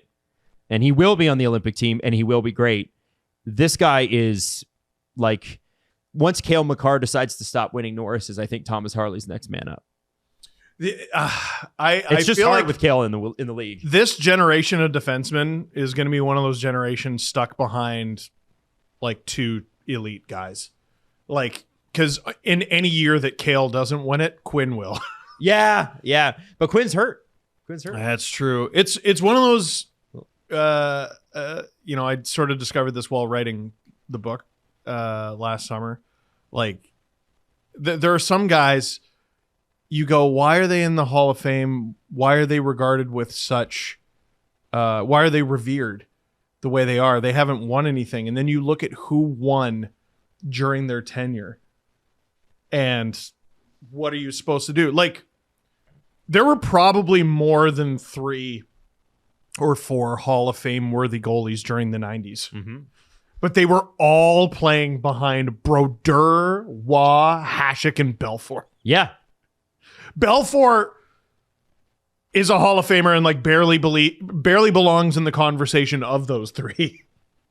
Right? So Harley is an elite defender, but there's just this other tier that Cale Makar's in. Cale and Quinn belong in. Yeah, it's crazy. Now, Jess, when you look at the long value deals on stuff like this, I mean, obviously there's no downside, except maybe to the players when they get to their late 20s and the salary cap's hovering around $150 million. But is there a bar set now? Like Lane Hudson signed what he signed for. I think Logan Cooley's deal says that Lane probably could have held out for more. Right? Yeah, 100%. My question is yes and no. Yes and no. What about Shane Pinto in Ottawa? That deal needs to happen. I'm not saying Shane Pinto is Logan Cooley. Didn't he sign it? No, there was an offer on the table, but I don't think and that's still ongoing. And I know Shane Pinto is, again, I know he's not, I don't think he's going to be a 90, 100-point guy, but he's having a very good start. He's very, very good. His career high is 37 points. So I think that's, that was last year, right? Yeah, 70 games last year. The No, previous year, he was suspended. Really? Mm-hmm. Oh, Yeah. I thought Yeah, last year he was suspended. No, My it's bad. 23-24. He played Oh. 41 games. Whoops. Yeah. I'm curious about what a guy like that would get. I think we need to rethink these contract amounts, and you need to start looking more at the percentage of the cap, because I know a lot of people look at that Logan Cooley deal and the double digits thing as a eye popper. You're saying, how is he getting $10 million?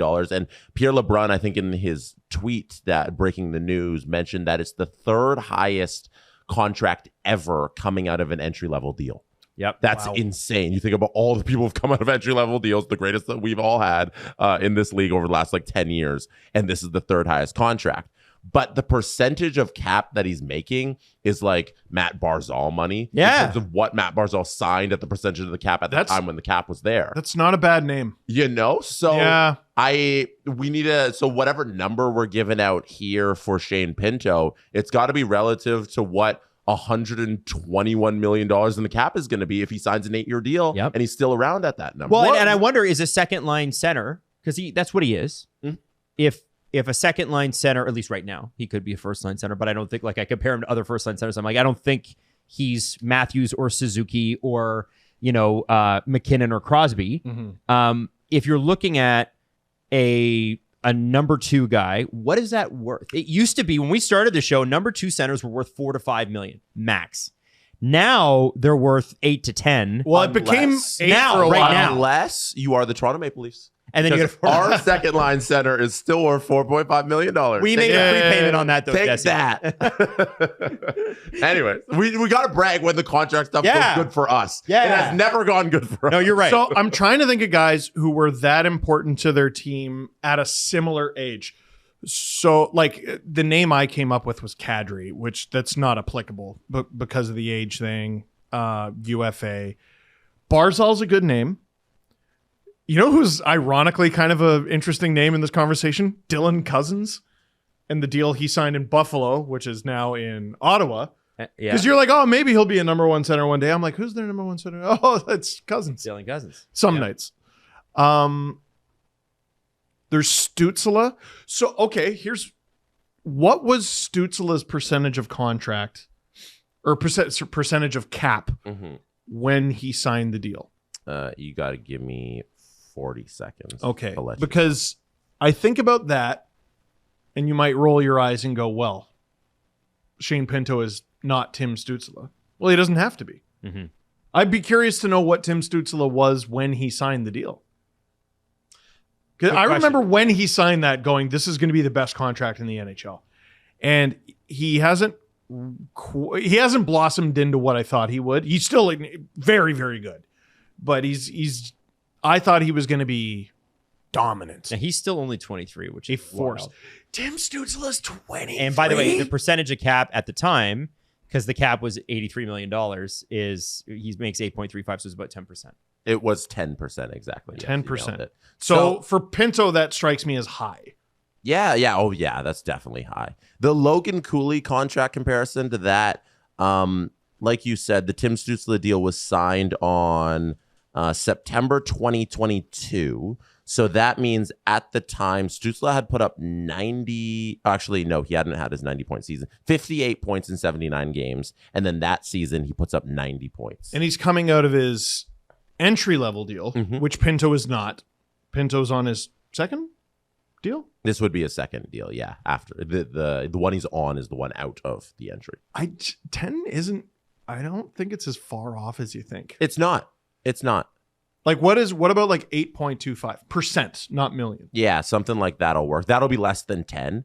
And the Matt Barzal comparison, I saw that online. I didn't come up with that one, but it's a little off too, because that's 10.9% of the cap. Man, his deal that he signed, his $9.15 million extension. And then the Logan Cooley extension is only 9.62% of the cap. That $10 million is so little on this new high cap environment when that doesn't start till next year on the higher cap. So we got to think back to Tim Stützle. That deal is going to be in the 9% of the cap area, which is still a substantial amount, but it's going to be a good savings. And it's worth it's really good. I think it's going to be worth it. it. Yeah. Yeah. But he's going to come in under Logan Cooley. I think we all think that, right? He's under double digits. I would think so. So Pinto? Pinto, if you yell at that and you're like, oh my God, sorry, I said Stützle, I mean Pinto. If you look at that and you're like, oh my God, $8 million is a lot for Pinto, that's actually a reasonable amount. That's going to be the old $5 million contract. But on the Sens, I said Shane Pinto is a second line center. The Sens are in a glorious spot where they can put their second line caliber center at third line, right? Mm-hmm. That's a compliment to them. Mm-hmm. You still have to pay the price though. Yes. If you're going to put money anywhere, probably a good idea to put it up the middle. Are you cool with what they're paying Cousins, what they're paying Stützle, and then what they're paying Pinto? Because Pinto is probably going to come in somewhere what Stützle is currently making, right? If Pinto made $8 million, right, and that'd probably be a victory, honestly. What would that be? 7% of the cap next year? In and around there, I think. That seems to be fair. Cooley's his new deal is coming out of his entry level. Pinto, you're buying UFA years. Mm-hmm. Like, again, you keep going, well, no, he's not as good as those players. But because it's relative. Yes, because of what you're buying, you bring the number up a bit. He might make what Stützle makes. Kevin Adams is the dumbest GM in the world. How is Cousins over there? Just hanging out, $7.1 million. To a divisional rival. To a divisional rival. What is happening in Buffalo? Like, by the way, they're still good. They're having a good start, I think. Tage looks amazing. Mm-hmm. Oh, the Sabres? Yeah. Just awful trade, though. Imagine how much better they'd look. It doesn't make the trade any better. If you just had this perfectly good player on a perfectly reasonable deal. Like, that number that Dylan Cousins is making, $7.1 million for the next 4 seasons, that's just going to age so well for Ottawa. Thanks a lot. Thanks a lot. And like at the time that deal was made, the Atlantic Division was in like 2 halves. Here are the teams that are going to be in the playoffs every year. And here's the next crop that is just waiting for their turn. It was Montreal. It was Ottawa. It's Detroit. It's Buffalo. And Buffalo decided to give Dylan Cousins to one of the teams they were like, not just divisional rival, like one of the teams you were directly competing with for the future of the Atlantic Division. Man. And then they're like, we don't even need to keep Bernard Docker. Yeah, we'll just kind of lose him. And then Josh Norris is never going to play for us. So awesome. Yeah. We got nothing. Also, here's a pick. Also, yeah. Oh my God. But Ottawa, I think it's an interesting question, Adam. Do you want to line up that much money down the middle? Because I think you do. Yeah. If everybody's at $8 million and under, I think you're laughing. You can probably sign another $10 million center. Right. You don't have you wanted to do them 1, 2, 3. You can do like Cousins, Pinto, Stützle on the wing. Sure. Yeah. Stützle Something can play like left. that. Yeah. Yeah. I actually love that. In that case, you're just good. Listen, I'm telling you, the one thing that Ottawa has, and I know they've had a so-so start. They're not thrilled with it. I know that they were not thrilled with last night's game. But I do think they're well situated for the future. And they have what a team like Montreal is dying for. I know Montreal's been great, but like they need more experience down the middle. They need a legit, already established second line center. Ottawa's got 2 of them. I think that's a good spot to be in. And as Toronto Maple Leaf fans, you know, how many years did we go, man, yeah, Matthews, Tavares, and right after Kadri. Yeah. Kerfoot? Oh, man. Oh, that Ryan O'Reilly moment. Oh, that sweet moment of Ryan O'Reilly here. How did you lose in 5? I know. How did you have that and lose in 5? Because they were soft bro? as baby shit. That's why. Oh my God. How did you lose in 5? No, we should have fought. We should have fought tooth and nail to preserve that. We should have. The reason the Leafs aren't good now is because they didn't preserve a team that wasn't worth preserving. That is why they're struggling right now. Yep. Anyway, enough about the Leafs. Sens are in good shape. Their season is going terribly, and no one wants to rely on this excuse, but like if any team can, it's Ottawa. Like, dude, they lost Brady Tkachuk. Yeah. And whoa, look at Florida. Well, you're not Florida, are you? Like, it's a little different. Brady Tkachuk is the heart and soul of that team, and it hurts a lot to not have him. Ottawa's like, we got to play Nick Cousins huge minutes because Brady Tkachuk's out. And it's not a recipe for success. It's not the same. Yeah, it's not the same. I'm excited for the Mammoth. I think it's going to be really, really cool. Steve, I want you to touch me. Done. How does it feel? Awesome. It's the T-shirt, isn't it? Yes, can confirm. Right? Had to do a little circle there. It's a true classic. Oh, you know, because if you do say so yourself. You mean the brand? The brand. People vote with their dollars. True Classic has sold over 25 million shirts to more than 5 million customers and racked up over $200,000. Sure, $200,000. 200,000 5-star reviews. I was just thinking money there. Anyway, the brand isn't just, you know, the fabric. They want you to have a tailored look. And the problem with menswear is that it's either made for somebody who is ultra slim, or they make the shirt like it's a lampshade and it flares out at the bottom and you're sort of walking around and the wind gets up under it and you're like, why is this like this? Yes, it is either the shirt is essentially a cloth condom or a tent. Yes. Yes. And that's the thing. They've got the tailoring where you want it with True Classic. No bunching, no stiff fabric, no BS, just clean, effortless fits that work for real life. True Classic is built for comfort, but it's built to last and built to give back as well. You can find them at Amazon, Target, Costco, Sam's Club, or head to trueclassic.com/dangle to try them out for yourself. That is trueclassic.com/dangle. Try it out for yourself. Now, one of the things that happened last night is the Rangers playing the Canucks, which is always interesting because of the JT Miller, Elias Pettersson stuff. And what I thought was interesting is when they talked to the players before the game, Pettersson was like, they're like, so how do you feel about, you know, going up against JT Miller? And he's like, we've played each other before. And then he stomped off.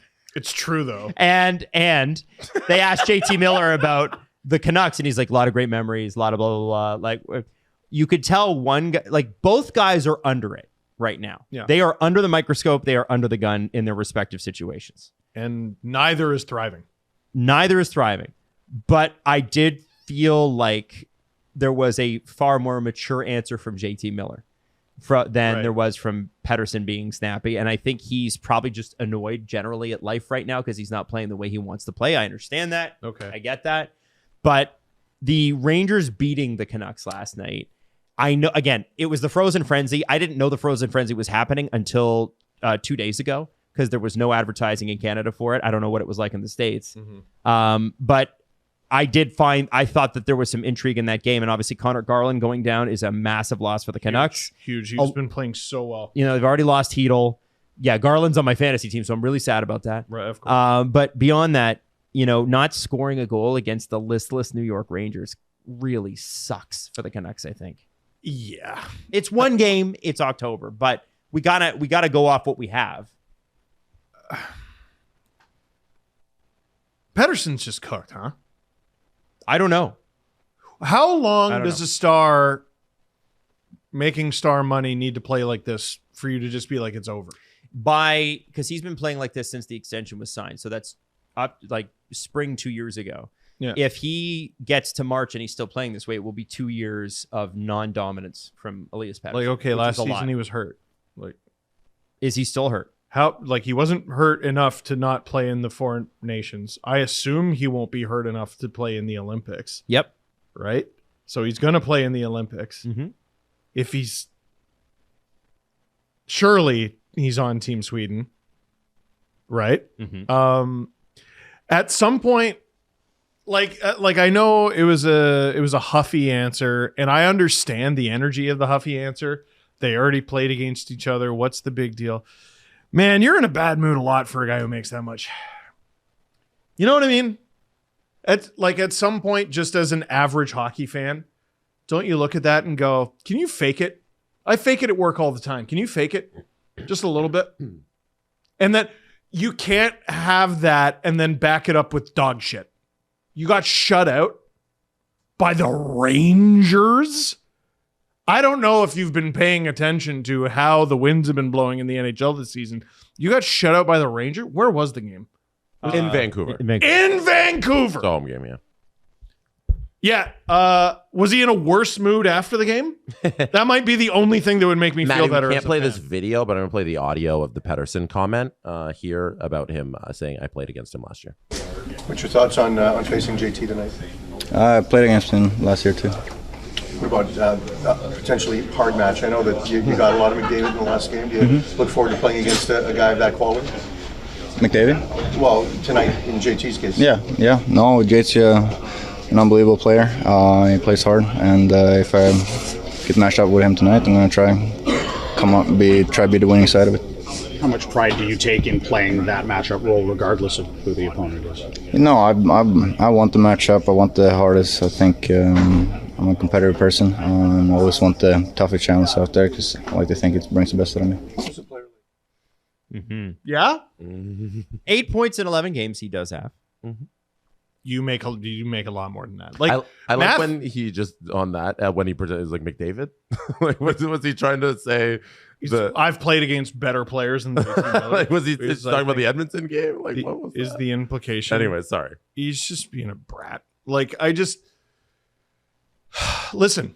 Matthews has 8 points in 10 games, and 5 of those are goals, and we're giving him crap because you're not paid good money. You're paid elite money. You're paid star money. And then you get shut out by these guys these are softballs. They're building you up for a potential feature for after the game where you beat JT Miller and his Rangers in Vancouver and they write about how you shut him down. Yeah. That's what you're being set up for. Mm-hmm. And the result was you get shut out on home ice. I love the matchup. I love yeah. I don't know. Listen. He doesn't play for the team I cheer for. I Canucks fans ride for this guy, and I totally understand why. Boy, this has got to be wearing thin. You make too much money to be this. So what do you average. Do? Because there's Fake not, it till Well, you you make trade JT Miller. You fake it till you make it. Like, what do you mean? If you're Pettersson, you need to be. He has made it. You're paid. Contract's guaranteed. You're paid leader money, right? Whether you wear a letter or not. Quinn, I know Quinn's the captain. I get that. There are other people that lead on teams. You play leader money. That means you lead in the press, you lead on the ice, and you lead in the locker room. And he's the highest paid player on this team by $3 million a year. I think Quinn's in the 8s. So, or you show up, you do the bare minimum, you get patted on the bottom by one of the most struggling teams in the NHL, and then you're in an even more surly mood the next day. I meant more so, what does Patrick Alvin and the management that I don't know. Because I think one of the trades that Carolina's probably happy didn't happen last year was the Pettersson one. Yeah. You look at that, they were right there with the Canucks on Pettersson, and the Canucks were going to hang on to JT Miller. And then they were right there on Mikko Rantanen, and they ended up pulling the trigger on Mikko Rantanen. And I think no matter how you view the Mikko Rantanen situation, I happen to think that probably helped Carolina in the long term with some of you'd rather have Mikko, but they're going to be okay. They did well. I just wanted to see them flip the futures to try to win last year. Which they can do this year, though. Yes, of course. I look at this and I go, man, some of the best trades that that you make are the ones that never happen. And that I don't know, other than Carolina, who believes in this player more than the Canucks do. So I don't think there's a trade there. Like, I do think Tulsky's a big fan, but like, you would have a really hard time getting these older general managers, right? Because Tulsky's one of the younger new look. He's in his 50s, younger new look general managers. I don't think you're going to get a Kyle Dubas to bite. You know, I don't think you're going to get Eric Tulsky to bite now. Alvin's one of the younger ones, I think. Who? Alvin. I don't know that Montreal is biting on that deal, especially with the good vibes that they have going on. Maybe you can bring him in. It's a good locker room culture. It doesn't strike me as an Alvin Ken Hughes thing. Who are you giving up? Like Line? Like I'm trying to think of other struggling guys making like star money. They need this to work. This has to work. It's too long of a contract. It's till 2032. Oy! Yeah, it's not even close to being anywhere done. And it's a full no movement clause. Elias Pettersson controls where he wants to play. Well, yeah, he looks like he loves it there. You could see why he would fight tooth and nail to stay a Canuck. He doesn't look like he is enjoying himself, is all I'm saying. I actually think, I think you might have the wrong scent there with Carolina. I think they're still, or would still be super interested in a depreciated asset. And I think they think that they can make anything work. Well, and listen, in Carolina, he wouldn't be tasked with scoring a whole lot. Like, they do play more a defensive game. I think Svechnikov has gone 8 or 9 games without a point. I don't think he has a point yet. Yeah, like I think he's like 8-0-0 or 9-0-0 or something like that. Like last I checked, he was zeros across the board in 8 games -3. Andrei Svechnikov. Dude, he might be the guy going the other way. I think the best solution for everybody involved is making it work in Vancouver. Yes, but we're on season 3 of this conversation. Mm-hmm. And at some point, I think the Canucks maybe get tired of the money arson that's going on right now. Season 2, if you want to give him that. Yeah, I'll give him that. I'll give him that. Yeah. And they did try to rebuild the second line for him because they had nobody to play. Yeah, the 23-24 season is 34 goals, 55 assists, which is right on line with what he should be at. That's good. It's that's very good. You know, and then last year, if you blame the injuries, you know, he was injured, you know, he had dealing with different stuff and not fully healthy, played in 64 games, 15 goals, 30 assists. So now we're in the, hey, you got to show up and you got to do it here kind of year. And it's 3 goals, 5 assists. Attitude, probably not the best thing you want in the media there with that comment, but I think Vancouver's just going to sit here and try and find a way. He's always kind of been like that. Like, and again, like you don't win games in front of the microphone, but you do win fans. Yeah, it just, I don't know. It looks worse when, you know, you're like, oh, this is a distraction. I am above this. You are beneath me. And then you go out there and stink. Yeah. Like it's not a good look. It's a terrible look. Yeah. Terrible look. Great XGF though. Thank you. Stats from Money Puck there on the contract. Like XGFs don't really count for goals on the actual board. Put it in the I don't know. If you're a Canucks fan, put it in the fucking net. You know what I mean? Put it in the net. I got one for you. Who's got 4 assists in 11 games for the Canucks? And that's it? Yep.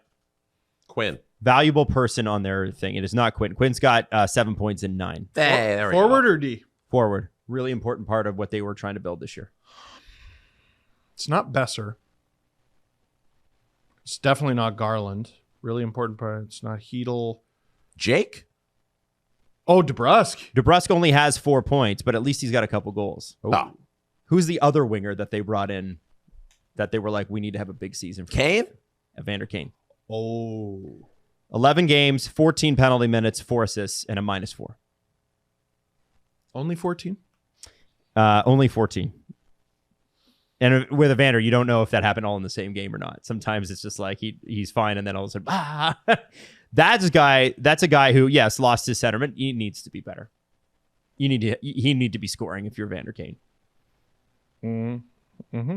Like, it can't be a lot of money. And respectfully, Kiefer Sherwood with 6 goals in 11 games. Everybody's thrilled about that, but I don't think that's going to last. Kiefer Sherwood, I would have his jersey. I love him easily. I love him. I would have one of their shitheads. I would have him or Garland. if I was a Canucks fan. Like, Sherwood, did you see that clip? Yeah. Of him screaming at supposedly Slavkovsky, "I'll take you out of the Olympics." That guy's a psycho. I would love to have him on my team. I love that guy. That's a guy. I'm like, bring him to the Leafs. I need psychos. He's so OP in fantasy. He's so ridiculously, because he hits at a rate that like no one else in the league does. And scores goals. And the only guys who are close to him are like defensemen. Yep. Yep. Yeah, and he scores, and including in overtime. God, I would love him. I called that from the moment it happened. We both did. Damn it. Love that guy. Damn it. I think it is getting late early in Vancouver with the 4 losses now in 5 games, and then their only win is an OT1 against Edmonton on Sunday. That's such a shame. They need to start picking it up here. Yeah. I thought they were good. Yeah. I thought they were. Oh, man. Man, we say that every friggin' year, man. It's crazy. They have too much talent to be this mid. Yeah. Yeah. Yeah. They do. Their goaltending is even going way better than I thought it would. I saw that Demko contract, and I'm like, you mean like current Demko? And I was wrong. And it's still not enough. Brant Clark has 7 points so far this year with the Los Angeles Kings, 22 years old. This is a guy that is dominating, and for an LA Kings team that we all had major questions about. Still do. He's absolutely dominating his minutes. Somebody to absolutely look at. I just needed to highlight Brant Clark. Oh, of course. This guy has been unreal. Scored the game-winning goal last night. Mm-hmm. The LA Kings might sign odd and weird contracts like Corey Perry, who already has 3 goals, which is okay. All right. I didn't even know he was back. Yeah. But Brant Clark, man, watch out for this guy. He could be in for like a breakout year defensively. They had several young D, and it was obvious they weren't going to be able to keep them all. Mm-hmm. They kept the right one. Yeah. Yeah. Now, one guy I want to talk about a lot, and I'm going to start talking to this guy. I'm going to bring this guy up a lot. The Predators have not had a good start. And Steven Stamkos has 2 points in 11 games. Oi! 1 goal, 1 assist. Oof. -5. Oof. What point are we talking like, okay, this player is not working out here. We're going to have to make a move. It's year 2 of a 4-year deal. Oy. No, like there's no move to be made for Stamkos. Like who's taking that? You don't give him a shot? I think he's probably retiring before he gets traded. Habs for Line. Oh, there you go. Stamkos for Line. And put Stamkos at center. Hell yeah. Yeah. There you go. Now we're cooking with gas. Right? He can play center. Put that in every blog. Quote me. Steve Dangle suggests crazy trade for Habs. No, not even. It's not going to be Steve Dangle suggests. Local podcast. Which is what it is. It's local podcaster reports. That's what it's going to be. That's how the AI guys do it. Okay. Also, it's not going to be local. It's going to be dirty Toronto piece of shit. Reports. Because I think baseless rumor that I choose to believe because I like it. I think the Nashville Predators are bad and poorly constructed, and I think they're going to have to start to make some moves here. Who wants that? Every team calling Barry Trotz. You don't want Steven Stamkos? What Steven Stamkos currently is, no. Stamkos at this point in his career is a luxury for a good team. That's fair. The Preds are not a good team. He needs to be an integral part, and it's too heavy of a lift. Mm-hmm. I think he could go somewhere and smash in a ton of goals. He had 27 last year. Yeah, exactly. Like on a disastrous hockey team. He can still score. It's Steven Stamkos, man. He's going to go somewhere if he's traded. Set up shop in the Steven Stamkos spot on the power play and score a bajillion goals. This is why I immediately suggested Montreal. Tie a rocket to Line. And by a rocket, I mean very fancy draft pick. And get it done. Could Montreal conceivably get Crosby and Stamkos? In the same trade. No, in the same year. I just don't want that contract. Like it's brutal. If there's a year left, give me Stamkos. If there's maybe 2 years left and you retain a little, give me Stamkos. But with 3 more years on that this year, plus then 2 more after that at $8 million. What about at 6? That's a lot. So Barry, 6 is better. Retain. 6 is better. Can the Preds retain? I don't know if they have any retention slots. That's a good point. Remember, the big criticism with the Ekholm deal was the retention. The retention But slot. that's up this year. So You're they right. couldn't do it. Yeah, They couldn't do it. They this year. have two contracts retained right now: Colton Sissons and Matthias Ekholm. Both of them expire at the end of the Colton season. Why did they Sissons? retain on Colton Sissons? Because you gotta. They gotta retain $1.428 million on Colton Sissons. Man, what are they doing? I don't understand Barry Trotz's group. I don't know That's what they're funny. trying to do. We talk about Kevin Adams like he is definitely the worst GM. Dude, Barry Trotz has had a Hall of Fame career as a coach. Holy shit, is he If an his name isn't awful Barry GM. Trotz, he's not the GM of the Predators anymore. No. They retained on Colton Sissons and sent him to the Golden Knights in that Jeremy Lauzon, Nick Hague deal. Oh, because you have to retain on everyone with the Golden Knights. Yeah. Barry Trotz said, "Hey, I'll do you a favor." Why does every league pick one or two teams to just help like for everything? And the Golden Knights were in that cap trouble because they need to dump Nick Hague, right? Yeah. They want to get rid of that 5.5, and they take back the $2 million of Lauzon, and then the cap hit of Colton Sissons now is only 1.4 because the Nashville Predators retain 1.4. And he just did them a huge favor. Like, what are you doing? What are you doing? Oh my God. Yeah. Like, I think you're underestimating how tradable he is I am. based on how I was mean off the top. No, but you're thinking about it logically. Like, yeah, but that contract's too much. You're not thinking about this from the perspective of how fleeceable the Preds are. Yeah. He's going to be a great Montreal Canadian. It's going to be awesome. Oh, I really hope I didn't nail it. Oh God. it might be good. That might be Yeah, great. because Barry Trotz, he has a full no move too. Steven Stamkos does. So Barry Trotz is going to look at it and say, "Oh, I want to trade him, and I'm going to retain 50%." And then Montreal is going to get Steven Stamkos 50% For a fourth round pick. And 2 years ago, he had 40 goals, but that's on the Lightning. It's different, you know. Yeah, it's 2 but- years ago. And It's also, 2 years ago. I He's think he'd be old. rejuvenated by the fact that Montreal is such a fun team to play for. Mhm. He's going to play for a former, I'm pretty sure, former Lightning teammate who is a legend. Yeah, Marty. Stamkos reuniting with St. Louis. I didn't even think about that. Yeah, Oh Marty my brings him in. God. It's kind of great. Kind Yeah. of a great fit. Oh shit. $4 million. Oh my. Well, they're not. Maybe. I wouldn't retain No, just- half. It's But Barry. It's Barry. Barry might. Oh shit. Oh shit. Oh no. Everything you say you wouldn't do, Barry Trotz might do it. Oh no. Barry would. Yep, Barry would. I just please break before the show. That's all I ask. You want the trade to happen before the show happens? Just- All You right. know the Stonecutter song in The Simpsons? It's like, Who keeps a metric system down? We do. except it's Barry Wood. Barry Wood. Who retains 50% on Stamkos? Barry Wood. Oh, man. Barry Wood. That's how he operates. He's the Stonecutter song. Over. Pay a $5 or $6, man. We would. Oh dear, Barry. Oh no. Stamkos the Hab Yeah.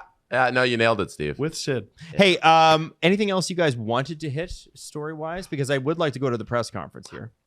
We sort of missed 2 crazy plays last night. You mean the Penguins one? Yeah. The too many men on the ice? Too many men. But even though it wasn't? Malkin scores in overtime. It's waved off because there's a rule where it's not too many men if the goalie is within a certain distance of the bench. Because there was a pending penalty in overtime. It's waved off. After that, the Flyers end up winning in overtime. So that play, that swing in points is going to have huge implications in the standings potentially with regard to a potential playoff race, because neither of these teams have started as bad as some people thought, including us, or the McKenna sweepstakes. And then there was one in Can I Chicago. read, before you move past the Penguins thing, Sure, I'll sure. read from NHL.com the summary on what the actual rule was and why it was the correct call. I know a lot of people are mad at it and everything, but it's the right move. So in the first minute of overtime, Trevor Zegras was called for a slash behind the Flyers' net. During the delayed penalty, Malkin came on as the extra attacker, took a pass in the slot, and scored, seemingly giving the Penguins the win. There was one problem with his maneuver from a Pittsburgh perspective. Goalkeeper Artur Silovs wasn't on the bench yet. Ah. He He wasn't really even close to the bench yet. In fact, Malkin jumped on the ice when Silovs was still in his own slot. Oh. Malkin scored the goal before Silovs even reached the red line. The Flyers, who were on the ice, knew something was up and immediately appealed to the officials for a too many men penalty. They were mostly right, but not completely. What happened in this situation is covered under Rule 71.1, premature substitution. I've never heard of this. You got to read the rule book. Never heard of this. Great read. Oh, yeah? Oh, real page turner, Steve. I'm sure you'll get right on that. Yeah. Bettman, he'll get you to read it. Can we have him on the show to promote it? Yeah. This is Rule 71.1. When a goalkeeper leaves his goal area and proceeds to his player's bench for the purpose of substituting another player, the skater cannot enter the playing surface before the goalkeeper is within 5 feet of the bench. There shall be no penalty to the team making the premature substitution, but the resulting face-off will take place at center ice, at the center ice face-off spot when the play is stopped beyond the center red line. So in this instance, Malkin's goal came off the board, but the Penguins did not incur a too many men penalty. This is why the game continued with a Pittsburgh 4-on-3 overtime power play. There you go. Crazy. They got it right. The refs did the right thing. There is a rule for this in the rule book. And if Silovs was within 5 feet, it would have been okay. And if Malkin had just waited, it would have been okay. Where is this from? NHL.com. NHL.com. That's cool. Thank you. Yeah. Hey, Thank you. They're doing it. They're doing the thing. Thank you. Making it more accessible. What? I don't understand. Shout out. Simple explanation. I understand. Shout out Brian Smith, who covers the Flyers for PhiladelphiaFlyers.com / the NHL series of sites. Wow. So there you go. That's Thank you cool. for writing that up. It's a good summary of everything that happened. Stops a lot of confusion. I love when people see the thing on the Twitter and they're like, that clip and that's unfair. And then there's an actual explanation for it, and all of your outrage is pointless. Let's go. Anything else? There was a Blackhawks thing, but I forget what it was. Bedard Was it hat trick? Bedard's crazy? Bedard, yes, was crazy, but no, there was some sort of weird rule thing. I love a weird rule thing. Sorry. We just did one, so we can I'm leave it. very distracted by the World Series. I'm not on top of my game. One performance that we should mention along with Bedard's hat trick, Victor Olofsson had a hat trick last night for the Colorado Avalanche. Just how we drew it up. By the way, they doubled up the Canadians pretty harshly. 8-4, wasn't it? Yeah, it was a really good performance there offensively. No, it wasn't the Canadians. It was the Devils. Oh, the Devils. Yeah, they beat up on the Devils. I remember being surprised by 8-4. that. Yeah, okay. Sorry, wait. I have the Blackhawks thing. It was sent to me by Drew. The Blackhawks score on an empty net during a delayed penalty, but it's waved off because the puck went off Colton Dock's stick, so it doesn't count. Man, that's so cool. Okay. Can you? Should we rename this show Steve Talks to Himself? How about you guys both turn your back so I can formally go fuck myself? Huh? How about that? How about?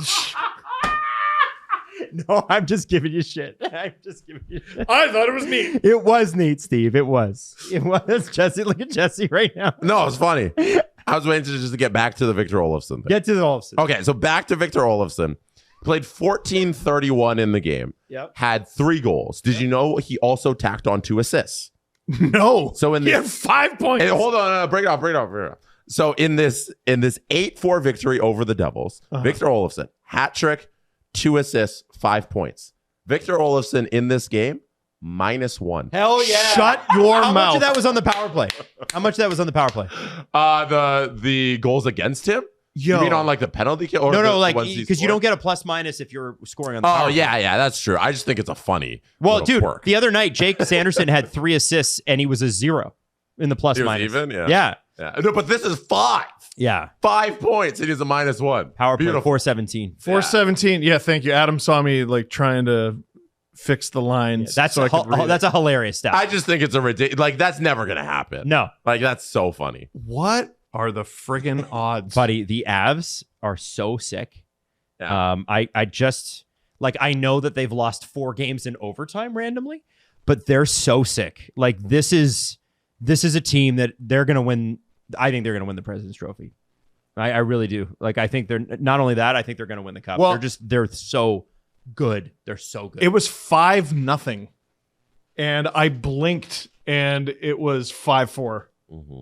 and then, or was it 6-4 or whatever? 8-4 against the Devils is crazy. Devils are good too. To answer your question, both of his assists came on the power play. One of his goals came on the power play, and then 2 of his other goals were even strength. If you're the Which Devils, means he was scored on even strength 3 times. Yeah. Holy. Wow. -1. what a crazy! I love early season games for that. Jake Markstrom, by the way, has an .830 save percentage this year. Woo! So we're not rushing that extension, are we? Is this the Jake Markstrom fabled off year? You know, he's like, I got 2 great years, and then I'm gonna have a bad year. He is one of the most fascinating goalies in the league. .830 save percentage. He's the worst puck playing goalie I've ever seen in my entire life. No one's ever told him though. Pecorine exists. They're both such good goalies, him and Rene. Do not ever leave. Don't leave the blue paint. You're banned. If we pull you, you should say, "Are you sure?" Like but it sounds like when he's in the net, it's not working. No, it's not. That's not a right problem. now. Not right now. I mean, I have 17 goals against in 4 games. oof. 513 goals against average. I have the Devils as a President's Trophy contender. You need saves in order for that to stick. That's bad. Yep. That's rough. Hope at Every Step is more than just a walk. It's a movement. Held this year at Spencer Smith Park in Burlington on November 1st. The event brings the community together to stand against gender-based violence. Typically, the event has about 400 plus people. Huge group of boys from the local high school sports teams and junior hockey. It includes lunch and an event toque. And Hawthorne, the band, is going to be there. One of the things that you need to know, and these are pretty crazy statistics. Since 2018, the number of women killed each year in Ontario has gone up by 68%. In 23-24, 62 women had been killed by an intimate partner in Ontario. That totals more than 1 person a week. Intimate partner violence was declared an epidemic in 2023 by 93 municipalities across Canada, including Halton. And that is why we want to support Hope in Every Step. Every dollar raised from this supports critical services provided by the Halton Women's Place, the only women's shelter in the Halton region. Now, go to the website. It's basically right underneath the video or the audio, wherever you're seeing it's in the description. $20 for adults to sign up, $10 for youth. If you would like to support but you're not able to attend, there is also an online donation page, so check it out. It's underneath this video or in the description of your audio podcast. Frozen Frenzy was yesterday. These are all these games we're talking about yesterday. 1, useless up in Canada. Can't see it. It's That's why we didn't see anything. Yeah. But they didn't. But even in America, they were like, nobody knew. 2, they don't do a good job promoting it. Terrible. I don't think hockey lends itself to this structure.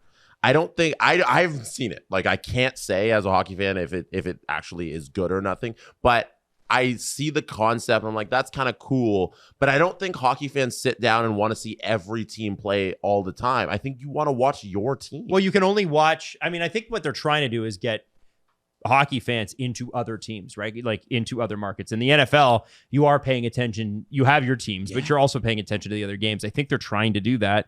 The issue, I think, with it is that, like all the ESPN guys are like, now I get to watch 16 games all at once. Mm-hmm. I don't know a single person who can watch more than 1 game at one time. Yeah. And Alan will tell you, I've got 4 or 5 screens set up. You're not physically, the average person is not physically able to do that. That's his job. Yeah. And the NFL thing, I think, is a great point because, NFL has this thing on hold in terms of the TV watching audience. They're the biggest product in the world. So the NFL has structured stuff so they have their games set up apart from each other. You got Thursday, everybody tunes in. Sunday night, everybody tunes in. Monday night, everybody tunes in. And those are games, whether your team is there or not, but they're marquee events.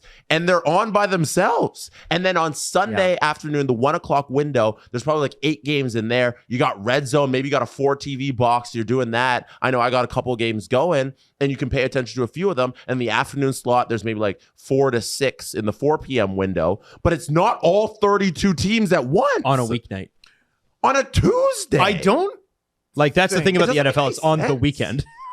I don't think the NHL has the slightest idea what the day in the life of an average hockey fan is.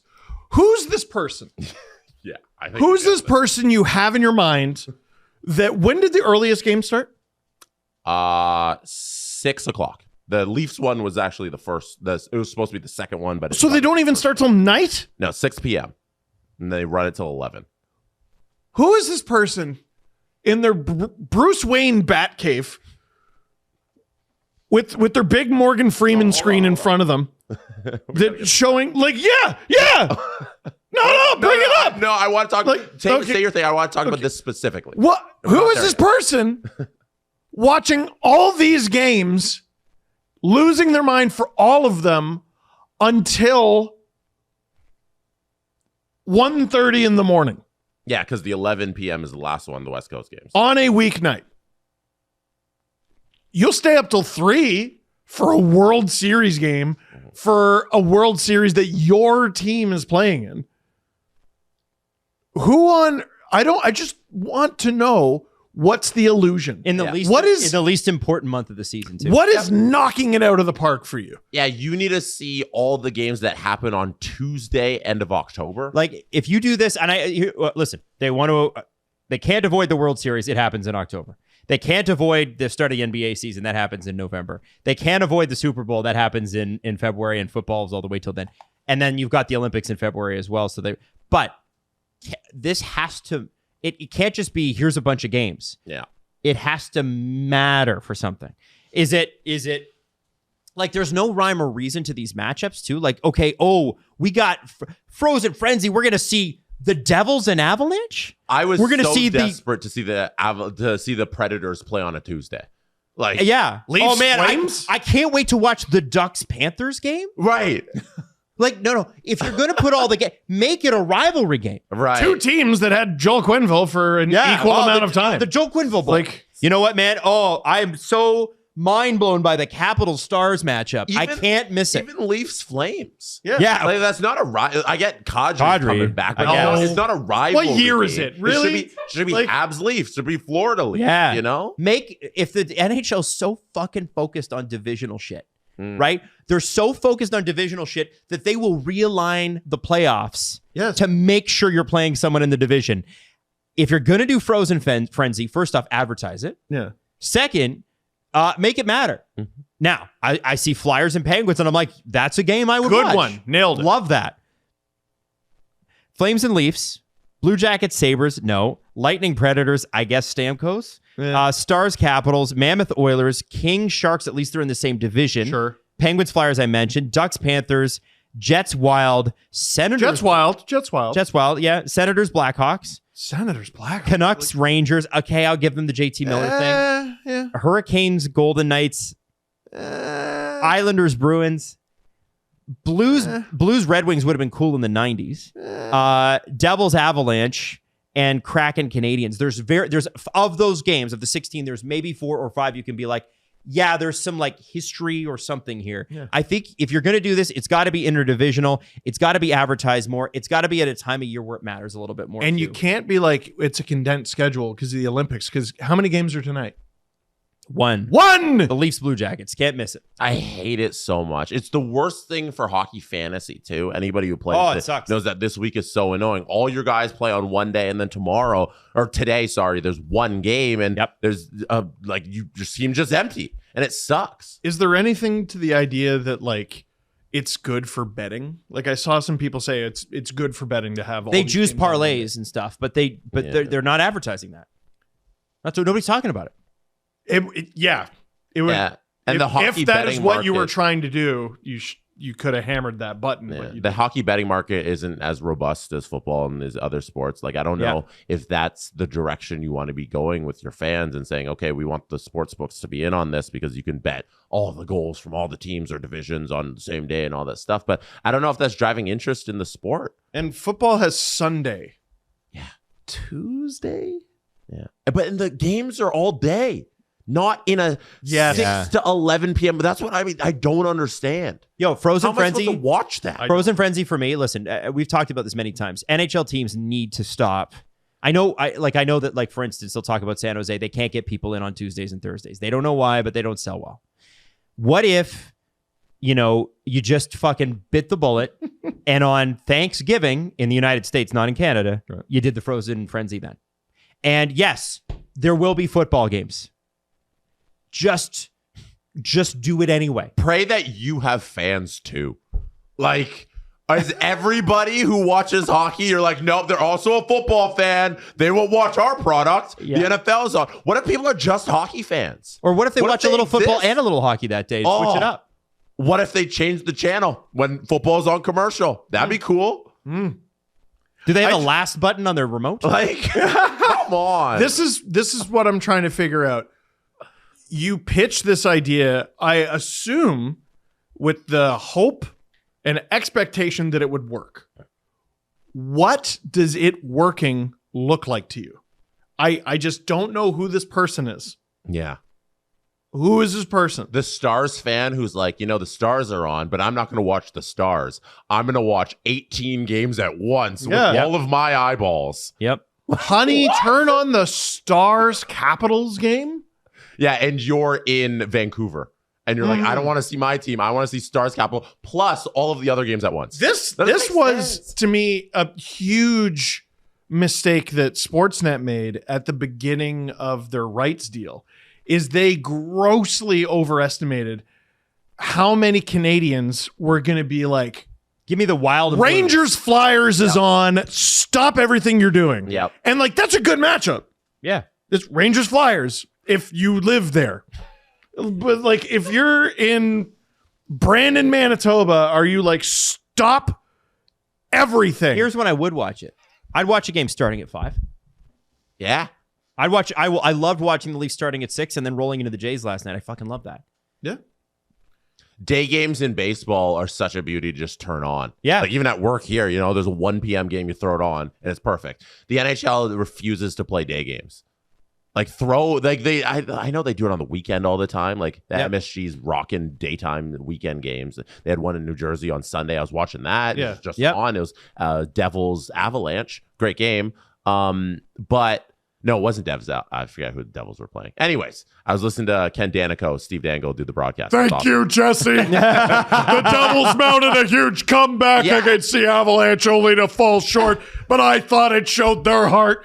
I think because And I was going to bet on them for the comeback with the New Jersey State Lottery, because remember, anything can happen in Jersey. I think because they're such a gate-driven league, they're scared of That's what it is. moving those times away from the 7 p.m. windows where people can get to the games. Yep. But the TV watching audience would benefit, I think, greatly if there was more afternoon games, like a 5 p.m., like you said, and throw it on there, because you are a niche sport in comparison to these other leagues. So you need to give people the opportunity when they want to just throw something on that hockey is available, and squishing all these games here on one day and then the next day there's nothing. You're not giving the people the opportunity to discover hockey. And this isn't the way to do it, I don't think. So I would like them just to be more creative than this and not, this doesn't appeal to me. I think the idea is good. Yeah. Maybe the idea is I'm good. being a little harsh because I should start with credit for the NHL for trying something new. Yep. They are trying, and I will always give credit to people who try. Trying is fantastic. It's just execution, it seems, is always off with their attempts. The Amazon series is the same thing.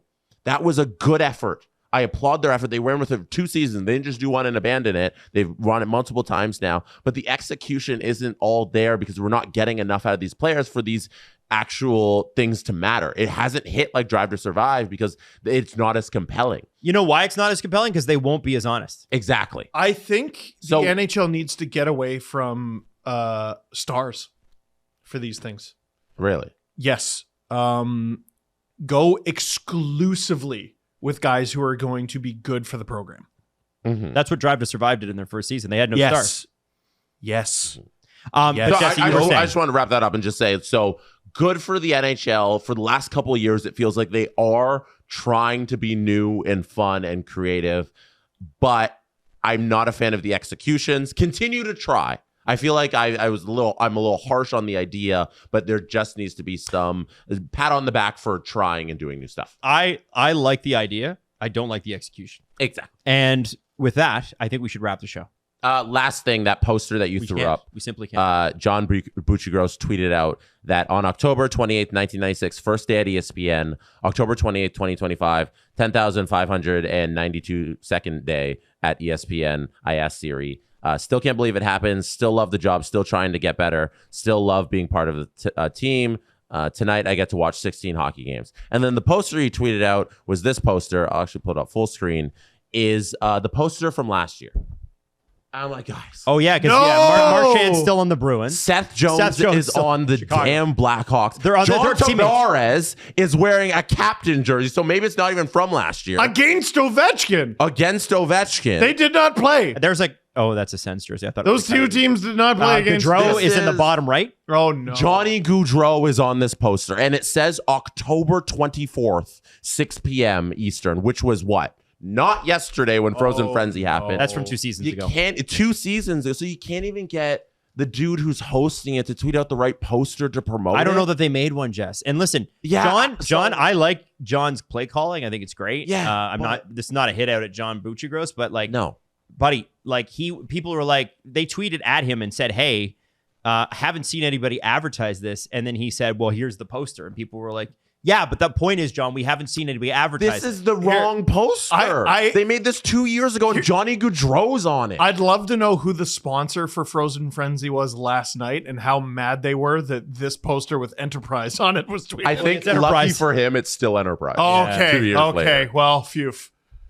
This is a little embarrassing, guys. These are the people who own the rights in the United States for hockey, and they're tweeting out posters from 2 years ago with John Tavares in a C and Seth Jones on the Blackhawks and Brad Marchand on the Boston Bruins. This can't happen. Yep. Can't happen. Like, Yep. I don't know. I like the sport. Disappointed in it. Often. ESPN has done very little to shed their reputation as not giving a damn about hockey. I think the people that are there care. Yes. I just don't know that corporately that it's big enough for them to care. Well, And that's then- a problem. Then that's bad enough. Yeah. I don't think, from what I have heard, the NHL's not thrilled with what they've done with it. But the other problem with that is that they know that they can't be on anyone else. The NHL cannot go to somebody else. They need to be in people's living rooms. And what's sad about this is if you read the ESPN book, it's called That Those Guys Have All the Fun. ESPN built its brand with the NHL in the 80s. Mm-hmm. The NHL and ESPN were like this. And then once the lockout happened in 2004, they had a $100 million contract on the books ready to kick off. And ESPN said, well, you're not playing this year, so we're canceling it. And the NHL's like, cool, we're going to go to Outdoor Life Network. And that 20-year walk through the wilderness has set them back so far. And yet they're still making great money. They could be making like double. Yeah, and they should be a bigger part of the guy who ESPN's did that's schedule. in the Hall of Fame. Yeah. Still has his job. Yep. All right, let's wrap the show. Don't forget, VIP coming out Friday morning. If you are brand new to VIP, we're so excited to have you. A lot of people joining up because they haven't been exposed to it, and they got free membership gifted to them on the streams. And you know why they joined? Because they're all watching your Columbus stream. That's right. The Steve Dangle Podcast. Follow the guys on Twitter at Steve_Dangle, at Adam WYLDE, and at Jesse Blake. Connection complete.